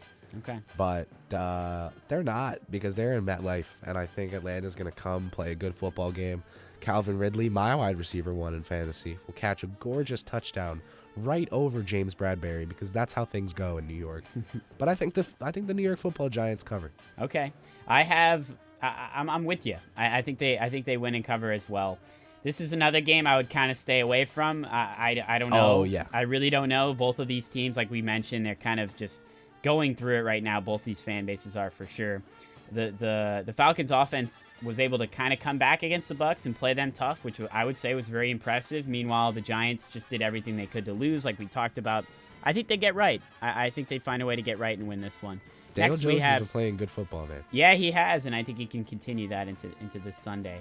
We got Cincinnati Bengals. They're at the Pittsburgh Steelers. This Pittsburgh is favored by 3 points. 3 points doesn't seem like a lot, considering they're playing the Cincinnati Bengals. But the Bengals can make some noise offensively, and in this league today, we're seeing it almost across sports, where it's just kind of like, screw defense. They're gonna put points up. Let's get more points up. For me, the Bengals totally took that mindset, taking Jamar Chase over Sewell. I mean, unless they had that low of a grade on Sewell, where the connection between Burrow and Chase was that worth it, that was a weird pick. But Jamar Chase is a good player. It doesn't make him a bad player that it was a weird pick. They have Higgins, they have Chase, and they have Boyd. I love that receiving core for Burrow, because it's the perfect trio of guys for all types of throws. Yep. You have Higgins for your deep bombs. You have Boyd as your reliable guy. You have Chase as your your X receiver, your star, but he's young, he can't really play that role yet, so you've almost got to spread it around the rock, and it works for them. Joe Mixon, I like this Bengals offense is good, and I think that's why the line is only 3. Yeah. But Pittsburgh is at home. Yeah. And the line is only 3. So I'm taking Pittsburgh to cover, but I'm going to say it again, that I don't think this is going to be some 2, 3, 4 touchdown giant blowout. I just think Pittsburgh plays a better game of football. Maybe they win by 7. Yeah. Maybe they win by 10. I don't think they're winning by some crazy amount. Yeah, I think the Steelers find a way to win as well and cover. I think Joe Burrow will respond. He had a terrible game against the Bears. I think he'll respond nicely. That wide receiving core is really solid. And I think the Bengals have something to be really positive about going forward. But this week, the Steelers are at home. They need to bounce back. They're going to find a way to do so. I feel like they win and cover. Quickly here, Indianapolis Colts and the Tennessee Titans. The line is 5.5 in favor of the Titans. Who you got in this one, Chris? Man. So Wentz is going to be playing, it seems. It seems like it. It seems also that Wentz is going to be playing coming off of 2 injured ankles. Yes. That's both of them. Yeah. That's both ankles. And that's you need a lot of ankles. I feel like you need 2. You need both to play football. You can't do it with 0 or 1. Yeah. So especially not 0. The thing with Tennessee, 0 would be, I mean, if you could fly, it's a different story. If we're going down this fantasy path. Yeah. Tennessee, to me, is the Arizona of last year. They're the Cleveland of the year before. We've got a stud young quarterback. We've got a stud receiver. We've got stud offensive personnel. And we stink. And you have Derrick Henry, though. You have Derrick Henry. That's the thing with one the of the best Titans. running backs. Yeah. That's the thing with the Browns had Chubb. But the thing with the Titans, to me, is that when you can put up that many points and give up as many points as they can, you're going to have some weird outcomes. Yeah. Any other week without these 2 Wentz injuries, I think Wentz somehow finds a way to win this game outright. Not even cover. Win the game outright. But he's coming off 2 injured ankles, and the Colts running game, I love Jonathan Taylor so much. I think he's really good. I love guys like him and Swift showing GMs why it's still okay to pick running backs high, even if not, first round. But yeah, I think the Titans can cover. I just don't think it's gonna be. I don't think it's gonna be a blowout. I like the Titans because the Colts dealing with Wentz's injury Yeah, this is a game that's that the thing. this is a game that the Titans can capitalize. Yeah, that's the thing. It's hard to put your trust in Carson Wentz right now. It's hard to put your trust in Carson Wentz. Period, I think, but especially when Carson right now. Wentz has 2 injured ankles. Yeah, it's very hard. yeah. That's why for me this game was another tough one to pick. But I say that, and then I'm gonna say the Colts are gonna cover. I think they'll keep it close. The Titans had to come back. I mean, it's a great win against the Seahawks, but they had a long way to come back from making that a very close game last week. Derrick Henry, I mean, incredible. Not much more you can say about that. But I think the Colts keep it close. I really do. I think they find a way to cover. We're going to jump into the 4 o'clock games, so we'll speed things up here because we only got about 5-6 minutes to go here. Jets-Broncos, we talked about this for a little while. Massive line, 10.5. Who do you got in this one? It is a massive line, and for all of the talking up of the Jets' future that we just did, we also just did a lot of talking down of their current day state. Yes. Now, this pick is not about the Broncos offense. I think the Broncos offense is fine. Keep them afloat. Little, arm floaties. It'll work. The big, sun canopy floating device is the Broncos defense. Yeah. That's going to keep them smooth sailing all game long. I think Zach Wilson can come out this week and say, hey, I don't totally suck. I also think Zach Wilson is going to lose this week by 11 or more points. Okay. I'm taking the Broncos to cover. Because the Jets are missing Mekhi Becton, I'm going to say again how big of a loss that is for them and how much it should affect your evaluation of Wilson. He is going to have a very large man helping him stop the defensive line going forward, and he doesn't have that right now, and it's just tougher for him as a QB with the short amount of time that he has to get anything done. It's the same situation that Darnold was in. The Jets are going to be okay. They are currently not close to it. I have the Broncos cover. Yeah, the Broncos win and cover. I'm with you there. It's how do you pick the Jets? I mean, how do you pick the New York Jets? You can pick the Jets to cover, and I'd be like, if you think they're losing by exactly 10, I mean, people picked them fine. to cover last week against the Patriots, and it wasn't anywhere close. So, I don't know. I know it's a massive spread, but I just can't pick the Jets. I can't. Maybe Zach Wilson will improve. I think he will. But this Broncos team, Teddy Bridgewater You're has gonna proved end a up lot. like Larry David's friend. It's gonna. I think certainly the Broncos will win and cover. Let's go to the Bucks and Rams. That's a great game. Tampa Bay Bucks. Oh my gosh! At the LA Rams. The line is 1.5. The Bucks are favored by. So who do you got in this one? This is an awesome game. So I will say that the updated line that I've seen last on DraftKings is 2. Okay. So if the line is 2, because it was 1 a couple days ago, so it's gone up in favor of the Bucks. So as the bettors are starting to pour in, Tampa Bay seems to be getting the money. Here's the thing though, is that they're favored and they've been moving more towards favored. The Rams are at home. When the Rams are at home, it's really tough, especially after Stafford probably got himself some motivation to show out this week. Last week, he had an okay game. It's tough to just say, it's Tom Brady. The Rams are going to lose. They're motivated, and they're at home. However, the spread is still only 2. You can take Tampa Bay -2 and have that bet hit if they win by a field goal's worth of points. Yeah. That's got to be the pick. Yeah. Now, if I think the Rams are winning money line, you do not make a pick that is not Bucks -2 this game, because that's just incredible value on a Tom Brady team to win a football game. Yeah, I mean, Tom Brady never ages. He's going to play forever, I feel like, and he showed 5 touchdowns last week. I can't pick against that. I'm going to keep this very simple. I think the Bucks win this one. I think they cover, but it's very close. I think you're right. It could be a 3-point game. No, I think it very well really could be a 3-point game. because it's going to be a great game. The Rams are a great team. I mean, they come into this one 2-0. Cooper Kupp has been fantastic.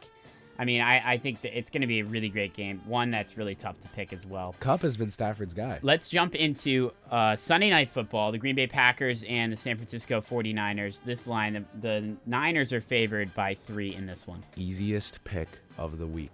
Easier than Jets-Broncos. Wow, what is your pick? I'm very curious. Easier than Jets-Broncos. Easier than any other game. Okay, give it. Who is it? Aaron Rodgers is leaving very upset. Okay. The Niners are covering. Okay, the Niners cover. All right. For me, I'm going to be with you on this one, actually. This was not an easy pick for me, however, though. I think the Niners win and cover as well. In terms of, let's jump in. Let's just do rapid fire here. We got a couple more. Miami Dolphins, Las Vegas Raiders. Raiders are 3.5. We got. You give me the Raiders. Raiders? Okay. I'll take the Raiders as well in that one. Seattle Seahawks, Minnesota Vikings. Seattle -2. Russell Wilson. Let's Russell do Wilson, easy. Seattle Seahawks. That line is not good in my opinion. And then finally, Eagles Cowboys Monday Night Football. 3.5 is for Dallas. It is tough because 3.5 says that if if Dallas wins by a field goal, you're screwed. But again, Dallas is just better. Give me the Dallas spread. Okay. I think they'll win. See, I have the Eagles to cover. I think the Cowboys win, but it's a very close game. I like Jalen Hurts, like you said. I'm a Jalen Hurts guy as well. So I think the Eagles find a way to cover. Great show. We had to rapid fire a couple picks there, but we got them all in, like you said, Chris. We got them all in. I'm happy about that. Can't say how awesome it is to be back in studio. It's been a great 3 hours. So grateful to be here talking sports. We talked Yankees-Red Sox. We talked the Yankees playoff hopes, of course, Giants, Jets, college football, and of course our NFL picks there for week 3. Special thank you to our guests Dave Lennon and Tom Rock from Newsday. If you missed any part of our show, you can catch highlights or the entire show on our WFUV Sports YouTube page. The sports director of WFUV is Bobby Chaffardini. For our producers, Kayla Wenzel, Alex Wolves, thanks to Ryan Gregoire for hopping on the show as well. Kris Pursiainen, my name is Sam Davis. This has been One on One, a production of WFUV Sports. Thanks for listening, everybody.